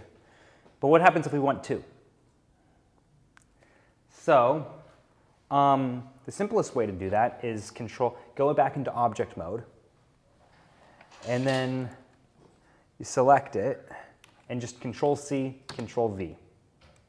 And it's going to paste it in the exact same place, and then you can use the standard gizmos to move it around. You can also press Shift-D, and that will make a duplicate and automatically start moving it. Just two different ways to achieve the same thing. And then if you press a little more advanced here, if you press Alt-D and then move it, it makes a linked copy. So if you edit one, the other one changes as well. Oh, wait, can you say that again? Oh, wait, go, like, start from this section where I got confused. Okay, so if you got the copying bit?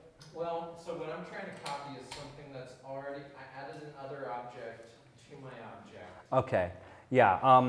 If you select that, and then you can also do Control-C, Control-V. Oh, wait, no, you can't. Shift-D. And Shift-D also works in object mode, and it's what I just went over. And it allows you to basically make a duplicate of the object and automatically start moving it. So if I did Shift-D and then hit Y, we've made a duplicate, and now we're moving it on the Y-axis. What?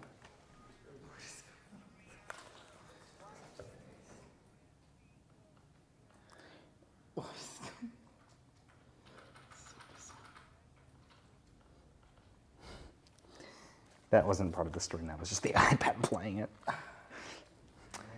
Our control surface randomly decided to start playing music into Ben's headphones. It turns out it was just the iPad. These headphones are so sensitive. They're like, I press it, the audio will go off. I'll press the other side, it'll be like, speech to text.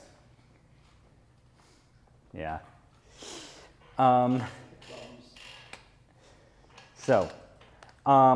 That's how you make duplicates of things. Oh, nice. You're making little eyes. Trying to, how do I make them blink? That is far beyond the scope of this class. Okay. Made a little weird. Yeah, shape keys is how you would do that, but it's Yeah, okay. I'll figure that out later. it's beyond the scope of this class. Shift-D will duplicate. Shift-D will duplicate anything, regardless of whether you're in object mode or edit mode. If you do it while in edit mode, it will duplicate all the stuff you have selected. So if I were to select, say, this, Shift-D, now I've made a duplicate of just this end cap. So if you wanted to like make another button or something on camera. Yeah. My approach to that is usually a little different. I usually like to make the buttons separate objects and then merge them at the end. And then also if you're in object mode and then you do Alt-D instead of Shift-D, it will make a linked copy, which means that any edits made to the copy will also be made to the original. That's cool. So if you need to make a bunch or something. Yeah.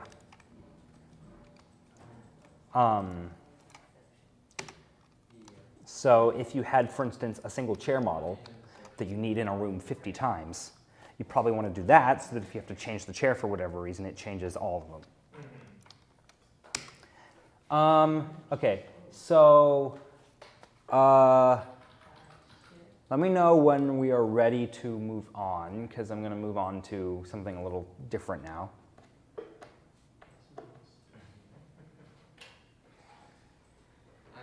Did you turn it? What did you do to the headphones? It's like it randomly mutes if I touch it.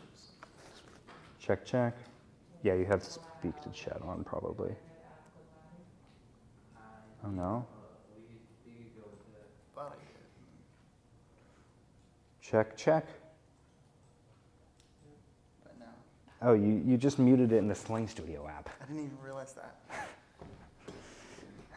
No wonder.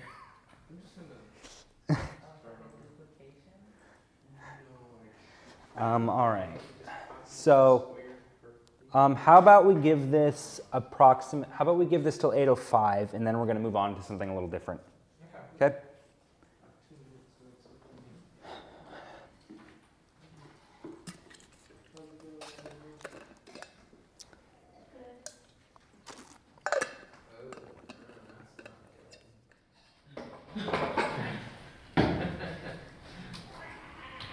Ben, do you want to experiment on here? Do you want to experiment on here at all? Go for it.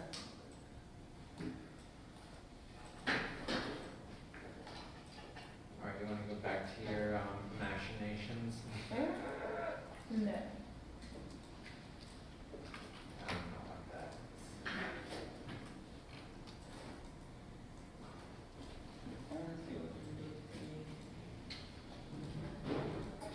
Do you make like knobs? You know, I know that would be good. Okay.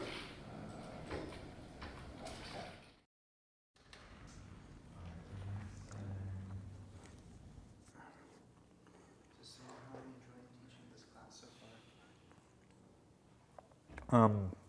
It's a lot harder than I expected. Things that I thought would be easy are not easy at all. And then, like, I completely forgot about how much you can mess up the topology of your objects. I got it covered. I think I covered topology well enough for now. I've noticed it's a lot better than. Yeah, it's just about the practice, you know? Like, you can learn as much theory as you want, but unless you're hands-on on the program, you're not going to get much better. That's why I encourage all of you to download it on your computers at home and keep playing with it.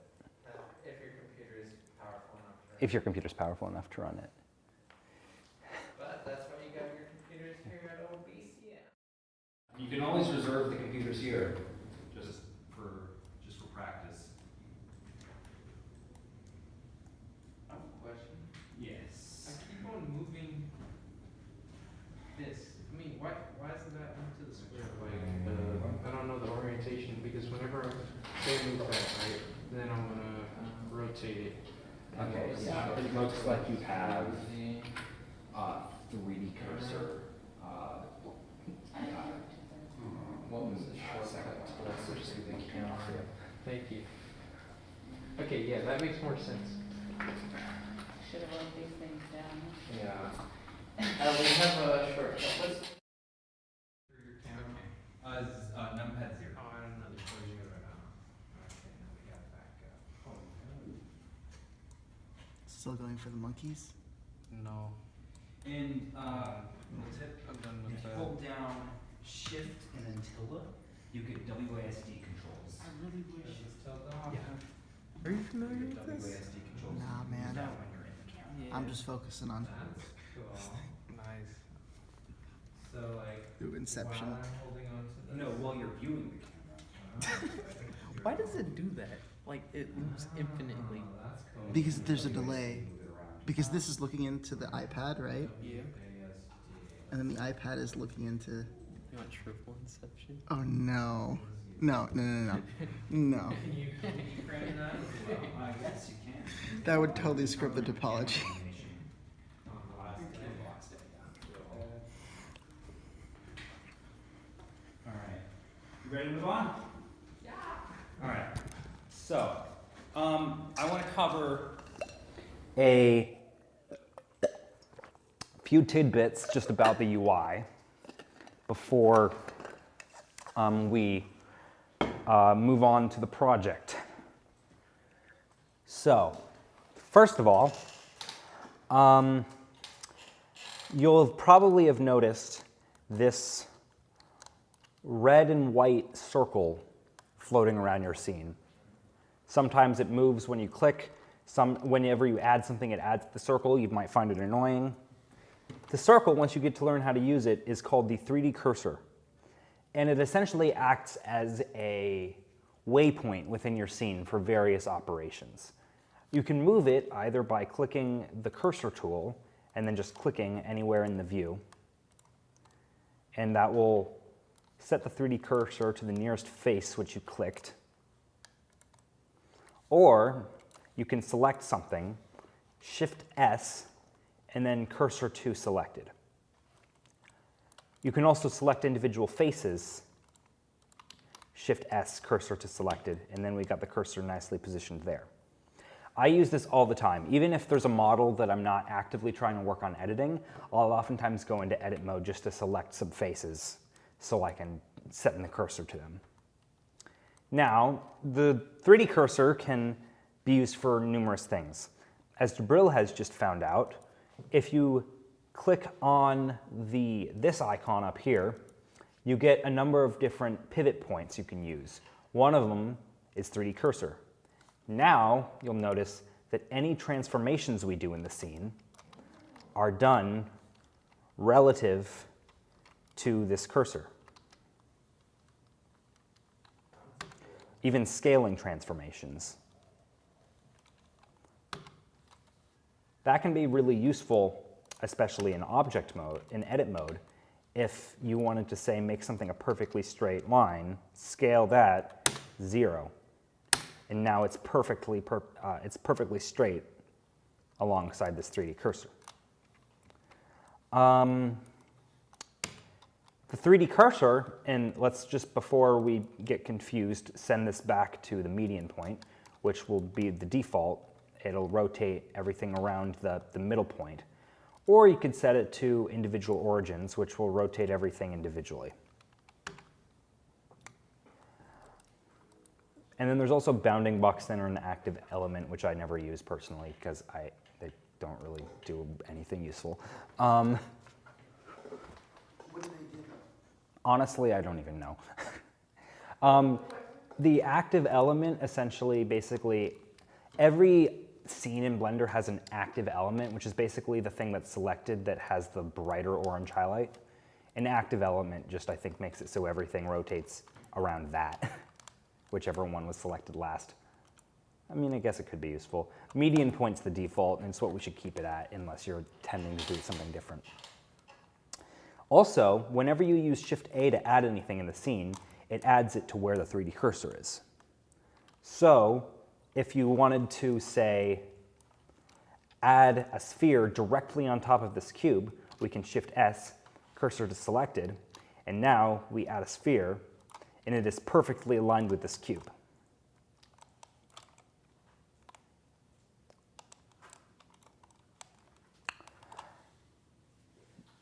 But you'll notice that when you do cursor to selected, your cursor goes to a specific point in the object. Now, this is known as the object's origin point, and the technical details as to why every object has to have the origin is a little bit beyond the scope of this class.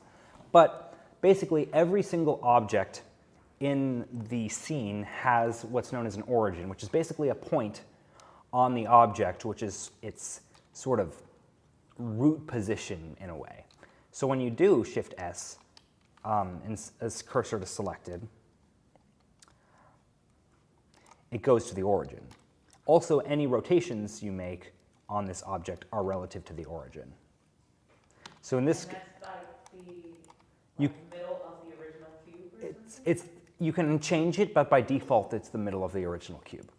And you can see the origin by this orange dot.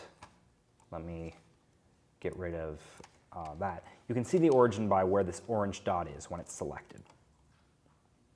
You can change the origin as well. Say I move the 3D cursor to this face. If you right-click on an object, set origin, origin to 3D cursor, it will move the origin of that object to the 3D cursor. So now when I rotate it, it's rotating around this face. You can also set origin to center of mass. And now it feels, I guess, realistic the way it moves because it's moving around its center of mass, like things in real life would. So where the origin is on your model depends greatly on what you're trying to model. So characters oftentimes will have the origin at their feet so that they can easily be placed on the ground. Physics objects, on the other hand, such as barrels, will have their origins at their center of mass, at their center of gravity, because that way they can be rotated really easily on their center of gravity, and it will feel realistic. So ultimately, where you put the origin is up to your discretion, except for when people yell at you for putting the origin in a really stupid place. So try to make it make sense where you put your origin, but ultimately it's up to you. And finally, I want to talk about face orientations. So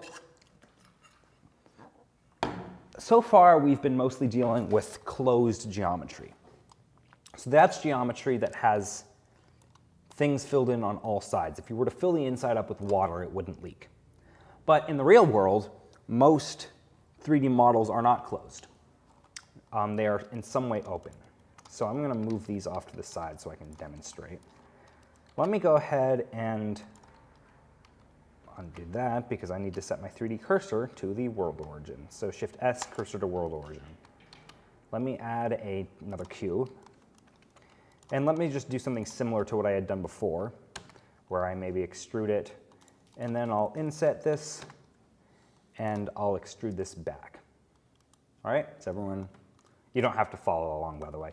But now I'm going to take the center face, and I'm going to hit delete. And I can select what I'm going to delete, and I'm going to delete faces. So now we can see into the inside of the model. But this isn't correct. You're not supposed to be able to see into the inside of the model. If I wanted to actually model the inside, I would extrude and then I'd extrude down.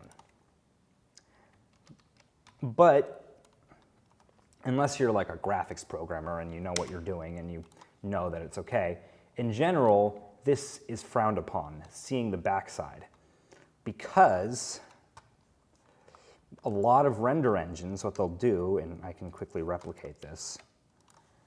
I just have to jump through some hoops real quick. They'll do that, where you can't actually, the back faces are not rendered. So let me undo all that. Now, an easy way to tell if your back faces are showing is, well, you can also turn on back face culling here, which I probably should have done in the first place. Back in your view where we had turned on cavity, you turn on,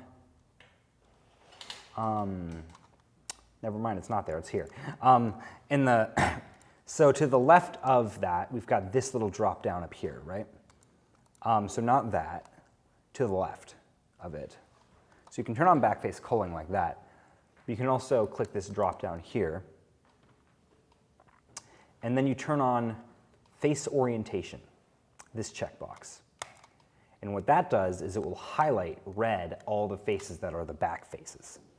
So you can easily see, oh no, I screwed up, that shouldn't be a back face.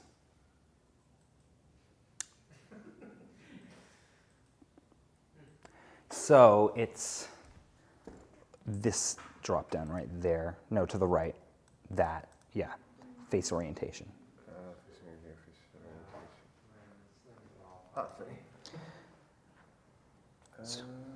So all the red means it's the back half of the face, and generally you should try to make sure that stays hidden. Now, in closed geometry, that's not a problem because there will be a face here that covers it up. By the way, I added that by pressing the F key when I had the edge loop selected. But if we move the camera inside, we can see that there are still the back faces here, and they're red. But, however, that's not always the case. You don't always have closed geometry. So as long as, to a reasonable extent, you have made an effort to cover up the hole. So if I were to, here's an example of when I would use the 3D cursor. If I were to select this, cursor to selected, and let's say I add a plane here, rotate this 90 degrees, this would also be a valid way to close up the hole. The only time that this is not the case is if you know for a fact that the camera is not going to be able to see in here. Say it's a model that's only meant to be viewed from this angle, then you're fine leaving that open because you're not going to see inside. So, what happens if, so let me delete this real quick. What do you do if this happens? What do you do if your back faces are all around the outside of the model when they should be inside? Well, what you can do is you go to Face, it's Mesh, Normals, Recalculate Outside. And that will take all the faces that were supposed to be on the outside, and it'll basically try to determine, okay, here's what's the outside and here's what's the inside. If you have a particular face that is wrong and it's not, if you have a particular face that's wrong and the recalculate thing isn't fixing it, you can just go to Mesh, Normals, Flip. And that's going to turn it on the other way. So that's really useful when you're doing an interior and say this was, the camera's supposed to be in here because these are the walls. So you would need to tell it, okay, we're going to flip this.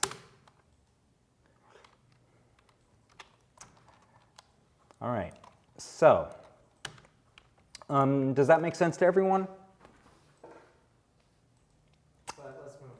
All right. Where's my water? So your topology is, you're fine.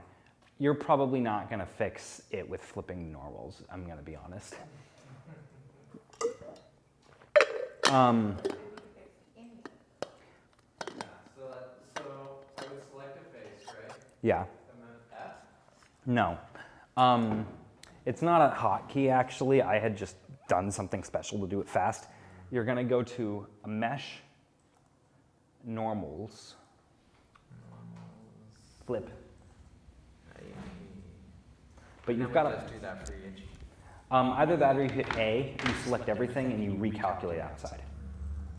All right, select A, and then mesh, recalculate. Yeah.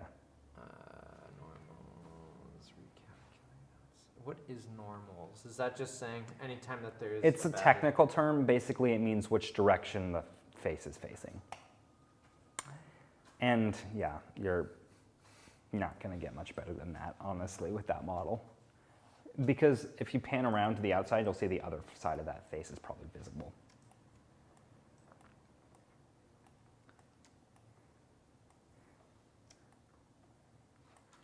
Yeah, it is normal. So, yeah, normals basically just means what direction the face is pointed. All right. So.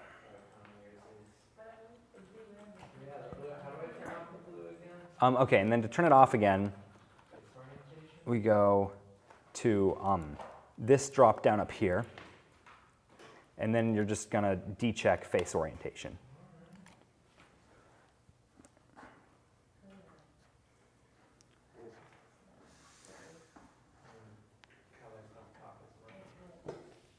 All right, so how's everyone feeling? Yeah, my brain's like. All right. So, finally, you hit Control S. That's going to save your work. So you choose where to save it. I'm not going to save this file. I mean, there's no reason to. Actually, you know what? I will. Why not?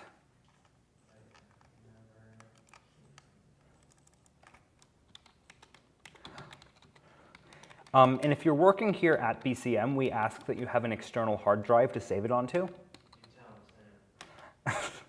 On your own computer, obviously, you can save it wherever you want. If you don't have an external hard drive, you can just kind of save it in a temporary place.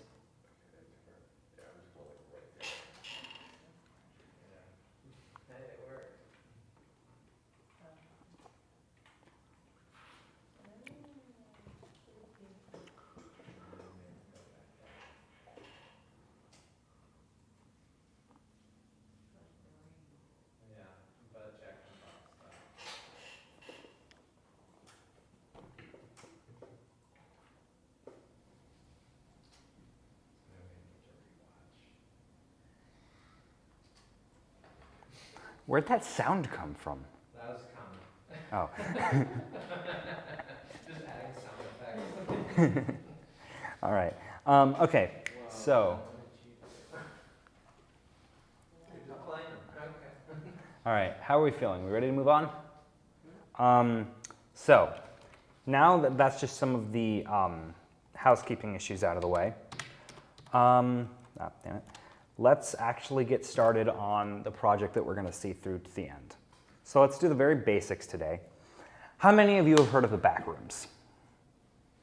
Oh, I don't know, maybe because you told me.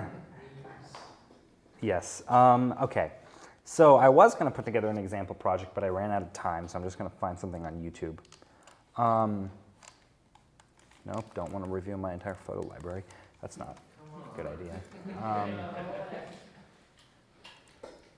Nope, that is... Wait a second. If I go on to... Hey, look at this. It's our stream. Echo, stop.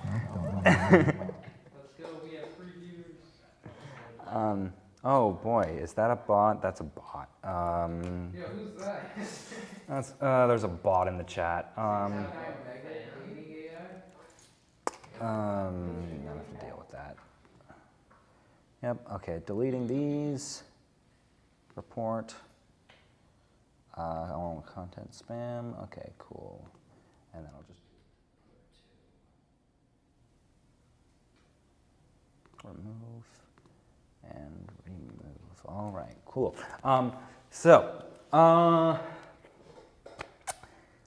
That aside, let's go ahead and create, let me go ahead and load up an example of what the back rooms look like. So,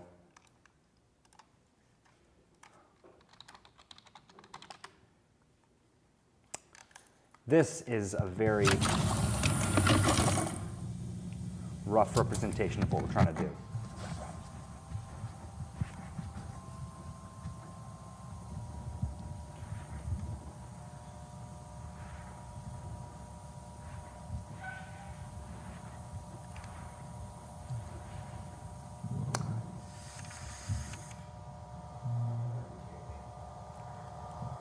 So the way the lore of the backrooms works is essentially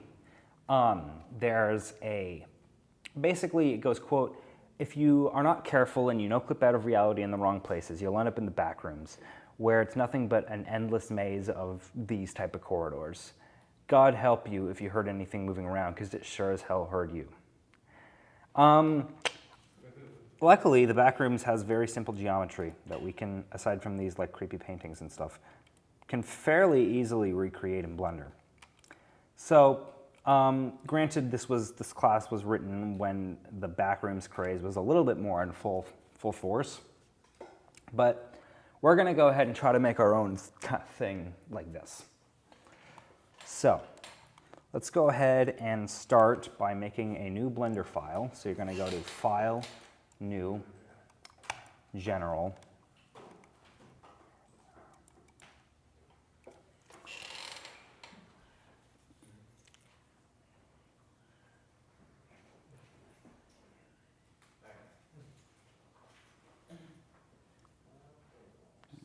All right, cool. And let's go ahead and delete the default cube. Send it into the valleys of all the default cubes that get deleted every time someone loads a new Blender file. And we are going to add a plane. So Shift A, Mesh, Plane. And before you move it or anything, go ahead and under this you'll notice a little menu, right? And this menu will go away the first time you do anything that's other than adding the plane, because what it means is it's basically a options panel for the last operation performed. So you'll notice it's just down here, and then you're going to want to expand that. And let's go ahead and make this, I don't know, 50 meters in diameter, so pretty big. So here comes a concept, and let me actually save this.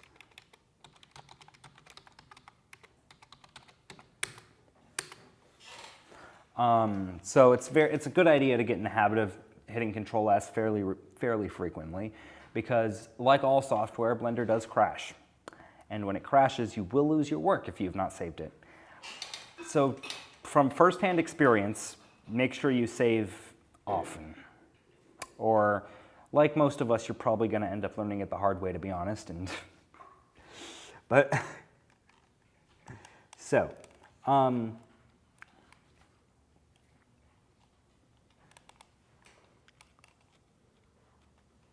now, here I'm going to wait for everyone to finish getting it saved, and you can call it whatever you want. Just make sure you remember it. Don't want to show up tomorrow with half the people forgetting where they put their project files.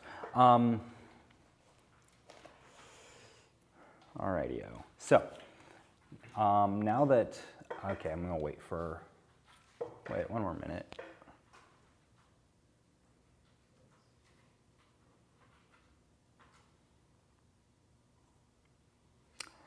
All right, so first thing we're going to do is a concept I want to talk about a little bit is sizing, right? When you're working in a virtual world like this, it's really easy to just be thinking in abstracts. Think of sizes relative to each other.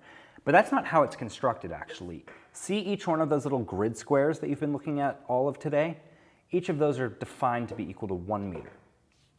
So when you're making things, it's actually a good idea to try to stick it to that scale reference in order to, because that way, for instance, if you were to import an asset, it's the right size.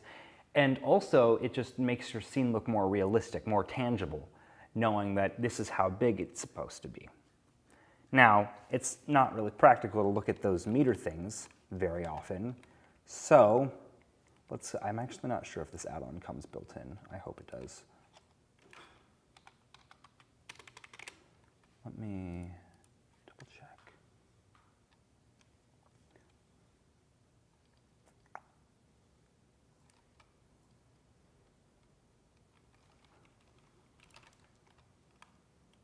Damn it. Okay, well, in that case, I'll go over add-on installation tomorrow, but there's an add-on which basically allows you to add a quick like human mesh, which you can use as a reference, like person for scale type thing.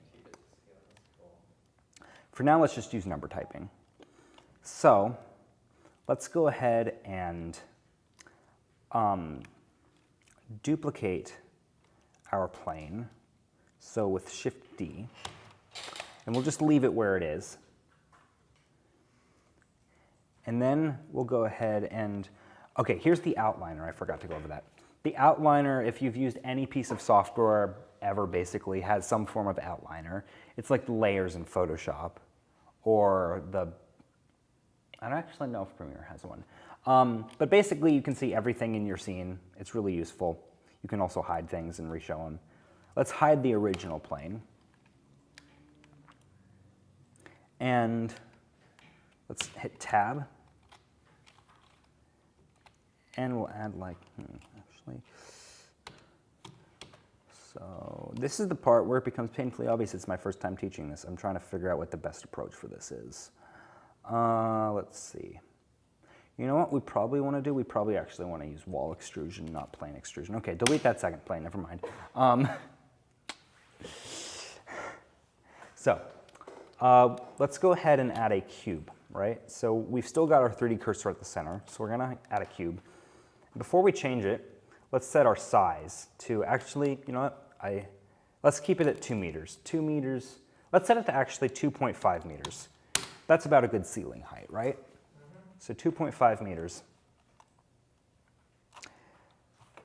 And then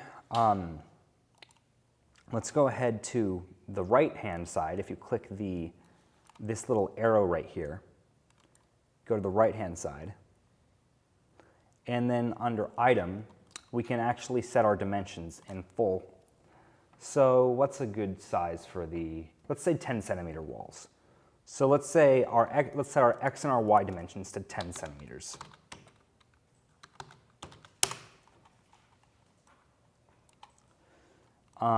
And then finally, we need to actually move that up to, did you set it to 10? You set it to 10 meters, didn't you? I typed, you can actually type 10 and then cm after it like that, and just set it to 10 centimeters. I then did 0.1. You can also type 0.1. But you'll notice it's halfway through the ground. So you're tempted to just move it up like that, but that's actually not a very good way of doing it. That's going to cause issues when it comes to precision. So I want to introduce the grid snapping. So let's go into front orthographic view. Is that 1? That's 1, numpad 1. Type 1 on the numpad. And you know what? It's probably better for now if we just set it to 2 meters in height. We can move it up to 2.5 later. So if we click this little magnet up here, as you can see, we're now snapping to the grid when we move it. So we can move this up very precisely so that it's level with the ground.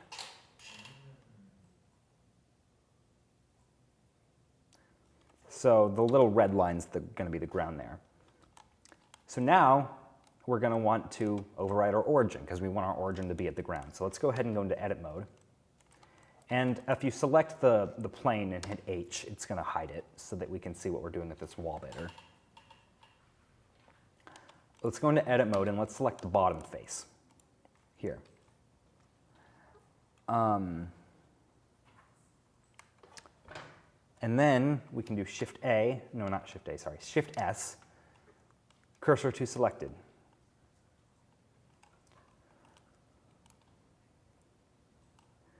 So now our 3D cursor is at that bottom face. We go back out of edit mode into object mode. And we right-click, set origin, origin to 3D cursor. So now, if we were to scale our wall at all, it stays level with the ground because the origin is at the ground, at the bottom of the wall. So you can hit Alt-H to unhide the plane. And then now we can actually safely turn this back up to 2.5 meters. The reason I didn't have us do it before is because that would have not fared well with using the snap to move it up because the ground wouldn't have actually fallen on one of the snap targets. So this is our first wall. Now if you look at the reference, there's all these type of walls everywhere, right? So here's what we're going to do. Reference is very important in situations like this. But not this reference, this is a CG. Let's look at the original backrooms image. You can tell that I Googled this a lot.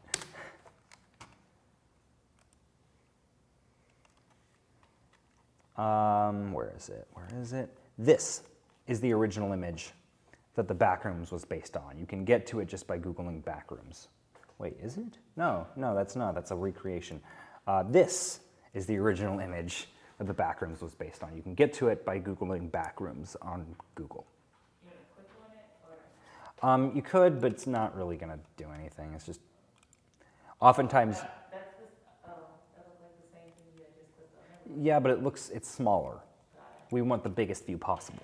We don't actually need to download this image. We just want to look at it. This is going to be our reference, right? Reference is super important when you're making stuff like this. Now, I'm not going to replicate this one-to-one, but at least we know stuff now, like, okay, well, this is how thick the walls should be. Looks like we actually did pretty well in that regard. So now, keeping grid snap on so that, actually, yeah, keeping grid snap on, do we want grid snap on? I don't know. You know what, grid snap can go off. Turn off the grid snap. We can start using our extrude to turn this into a maze. Our extrude, and here I just want to show you a trick before I let you loose to do that, how we can easily make sure our second extrusions are the right size. So let's say we extrude this and then we want it to turn. Well, we could try making a loop cut, but as you can see, this wall is not going to be the right size. So instead what we're going to do is we're going to extrude it out, and then we're going to hit extrude out again, and this time we're going to type 0.1 for 0.1 meters or 10 centimeters. And that's going to make another extrusion that's exactly that size. You could also type 10 centimeters. No, never mind, that doesn't work here. Yeah, extrude 0.1. And now we've got an extrusion that's exactly the right size, so when we extrude that again, it's the right size wall.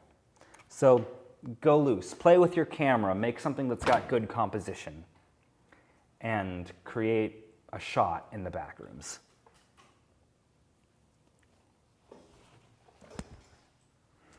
Let's reconvene at, I don't know, 8:45, and then we'll see where we are at that point, and we can.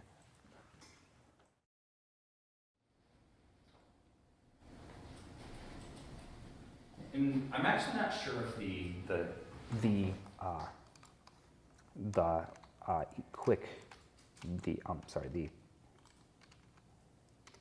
okay, you can do that.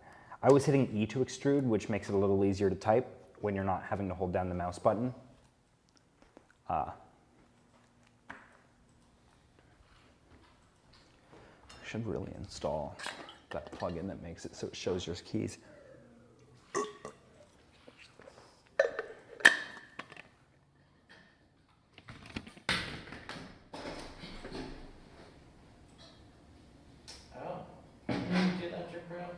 Yeah, with my Jedi mind tricks. Yeah. Well, you stop that. What did I tell you about Jedi mind tricks in here?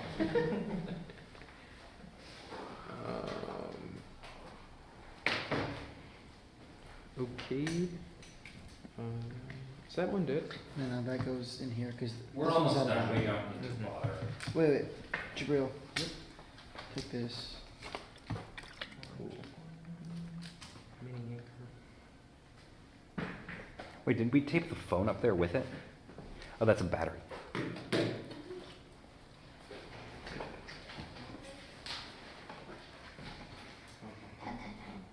right. Now we need to do something about it. Right. So yeah, just as you're making this, think about what makes your shot interesting, because we're going to fill the ceiling in. So you're going to want to make sure that, assuming the camera was inside there, how are you going to frame it? How are you going to make sure it's interesting to look at? You don't want to put too much visual detail where the camera's not going to be able to see it because it's behind a wall.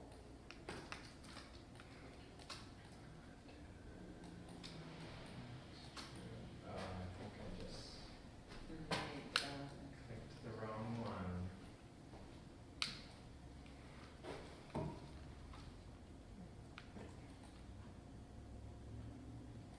That's my thing.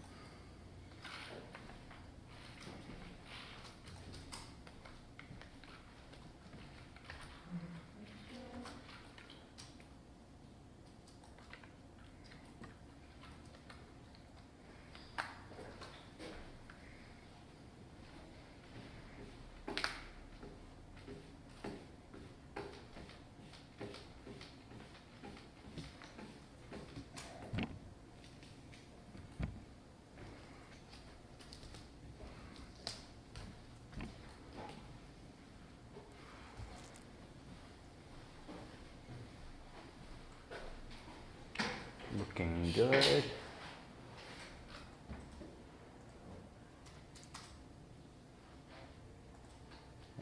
Then if you hit E, you can also just press, then you can also just type 0.1.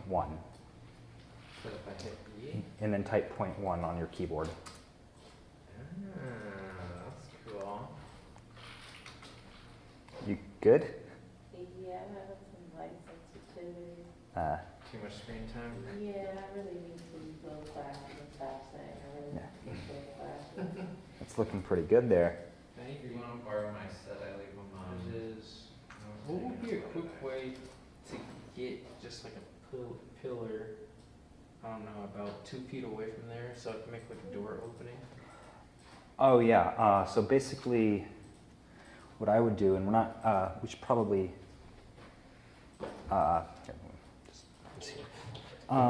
so what I would, honestly, I would kind of just eyeball it. What your best bet is doing is probably, what's the easiest and like most foolproof way to do this? Also, which side of the wall are you going to have the camera here? Because it's not going to. Okay, because it's not going to be able to see this, so you don't really need to bother modeling that. Yeah, these aren't great for that either. Should I just I would make say- another branch it off Here. from there? You know what I'd do? What I would do is I would extrude this out, and then do it again, and then delete these faces. So delete that, and then fill these in. So if you select 2 edges like this, then hit F, it will fill in the face. That's locked away and how to give it magic lessons. Thank you. I ain't not right. Let's see. Okay, let's see. Select E.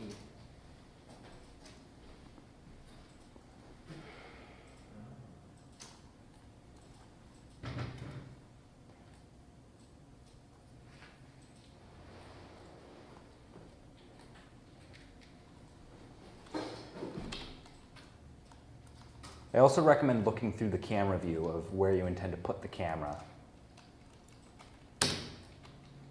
Can help you, because I notice a lot of what you're modeling right there, there's no way that's all going to be in one frame. So unless you're going to have the camera spin around during the animation, you probably want to focus your efforts on just one angle. Okay, that's a good tip. Okay, so yeah, I would look through my camera. And you said shift. Yeah, I can move this around.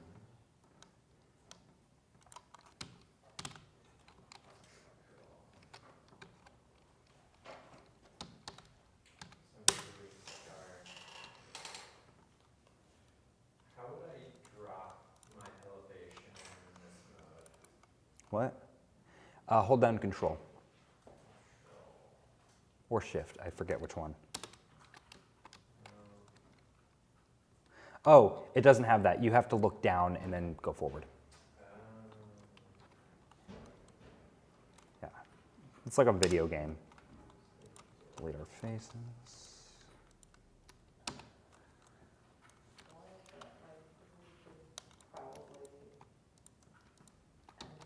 So I'm going to go ahead and... This is being in the back rooms. Yeah, that's a really good workflow. Figuring out, like, see, I've got my camera placed already, and now I'm just working on this door frame. So if I wanted to create a separate wall, then I'd want to make a cube, then in the thing make it 0.1. You could do that, but here's a little shortcut that I just showed Jabril, and I'll do it again here. Let me just undo it for me. So extrude 0.1, we've got our end there. So I want to make a door frame, right? So I'm going to go ahead and extrude this out, the width that I want the door frame to be. Then I'm going to extrude 0.1 again. And now I go into face select mode. I select all these faces. That was just a shortcut for going around and doing that. And then don't forget the bottom face as well, even though that's covered up halfway. and then I just hit the delete key. Hit delete faces, they're gone, but now the problem is, now we're still looking, if I turn on this again, now our problem is we are looking inside here. So what I can do is I go into edge mode, select these two, and if I hit F, it fills it with a face. So I got to close it up over here as well. And let me just turn off the face orientation because that's ugly. And now, and let me turn on cavity again, I've got a doorway. And I can start building off of this wall just like I had over there.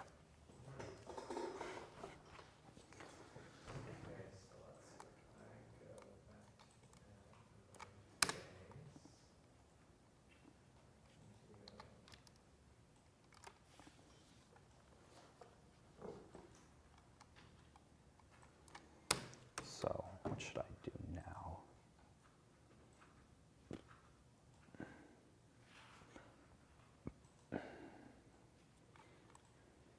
And you only really have to, and the reason that you should choose your camera angle first is because then you only really have to focus on building what's going to be visible.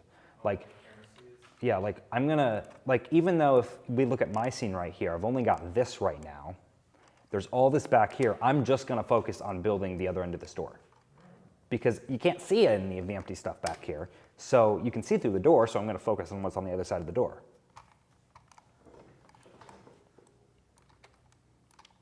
Is that what they'll often do on animated videos? Oh yes, obviously. If you ever look at like the behind the scenes of a animated movie, and like you're looking at someone showing the project file that doesn't have like, but not from the point of view of the camera, from another point of view, you'll see like fancy animation until the moment they get off screen, and then they're just like gliding around there like in an A pose, like shit.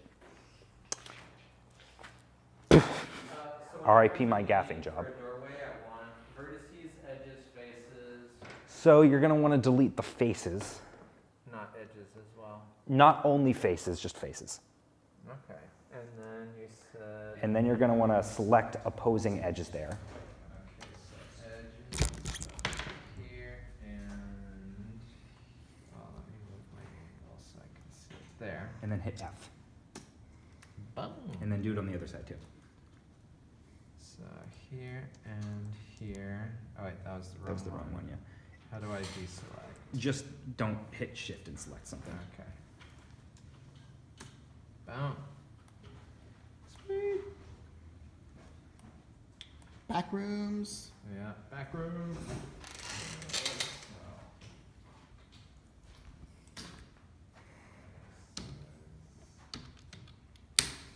Why are you showing widescreen? You can just cut to it.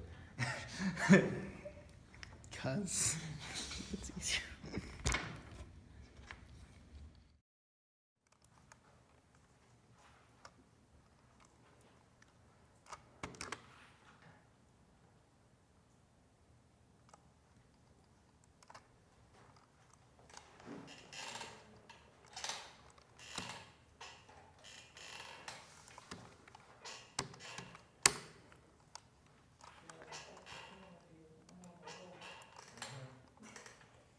Yeah, exactly.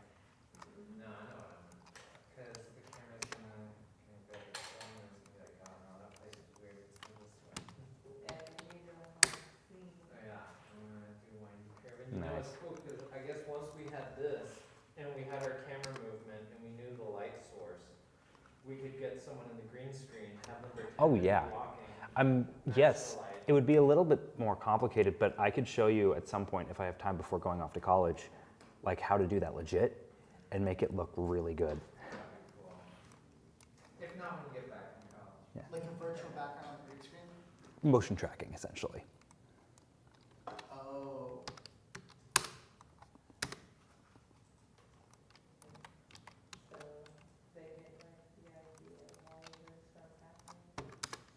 I'd say more Doom. Like, did you ever see the Doom game? I forgot. That's more so, yeah, look up Doom, you'll see. That game is backroom inspired. Yeah. Well, the backrooms are actually a fairly new copy pasta. Creepypasta, copy pasta, same thing. But that type of boxy geometry, the reason it's so easy for us to make here is because it's incredibly simple. And back in the day, video game technology was only progressed to the point where they could only make these very simple type of geometry. So all those old games, Half-Life, Doom, the reason they look like this is because this is the type of thing the engine could handle.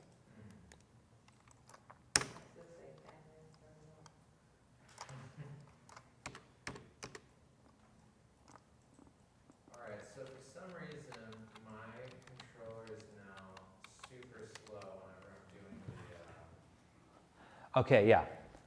That's because try orbiting. Your orbit point is some random point in space that you're incredibly close to.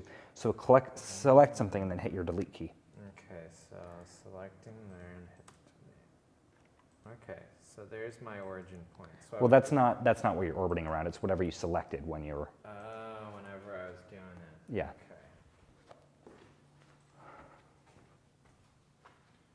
Yes, I see. Right. Can we switch to the direct feed?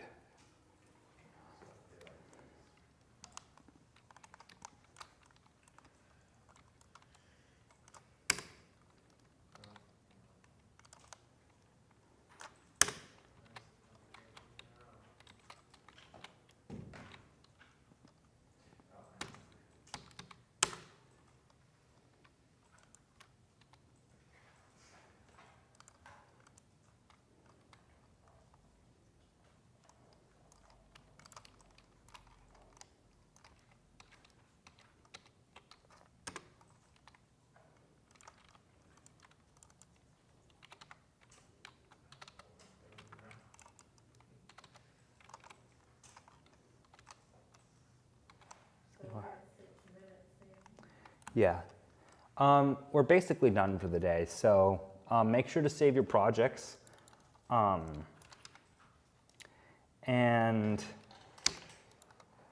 you have a question? No, I was waiting for you to finish. Oh, yeah. Make sure to save your projects, and we'll pick up. Feel free to keep working on them at home, or I think we're going to have to close up here, but yeah, feel free to take them home and keep working on them. And tomorrow we'll start adding color and start like giving it texture. So, All right. See you tomorrow. see you tomorrow. Good night. So I think that I put something funky on mine. I was trying to do the camera move, and I was clicking a bunch of stuff, and now my camera doesn't want to. Okay. Let's see. Here, I'll let you drive. What do you mean your camera doesn't want to move? So like try to move it out. Oh, you've got the cursor tool selected. You got to make sure it selects shit. You're in edit mode still. Object mode. Select. Ah, you were quite right.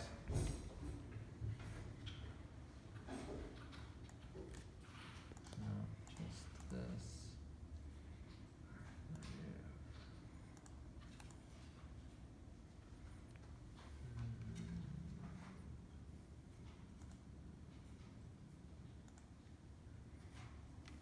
Alright, now I'm not seeing my move tools. Oh yeah, I turned it to a different gizmo. You just remember the left-hand side. And there's your menu. You're going to select the move tool. Okay, cool. Nobody else had it.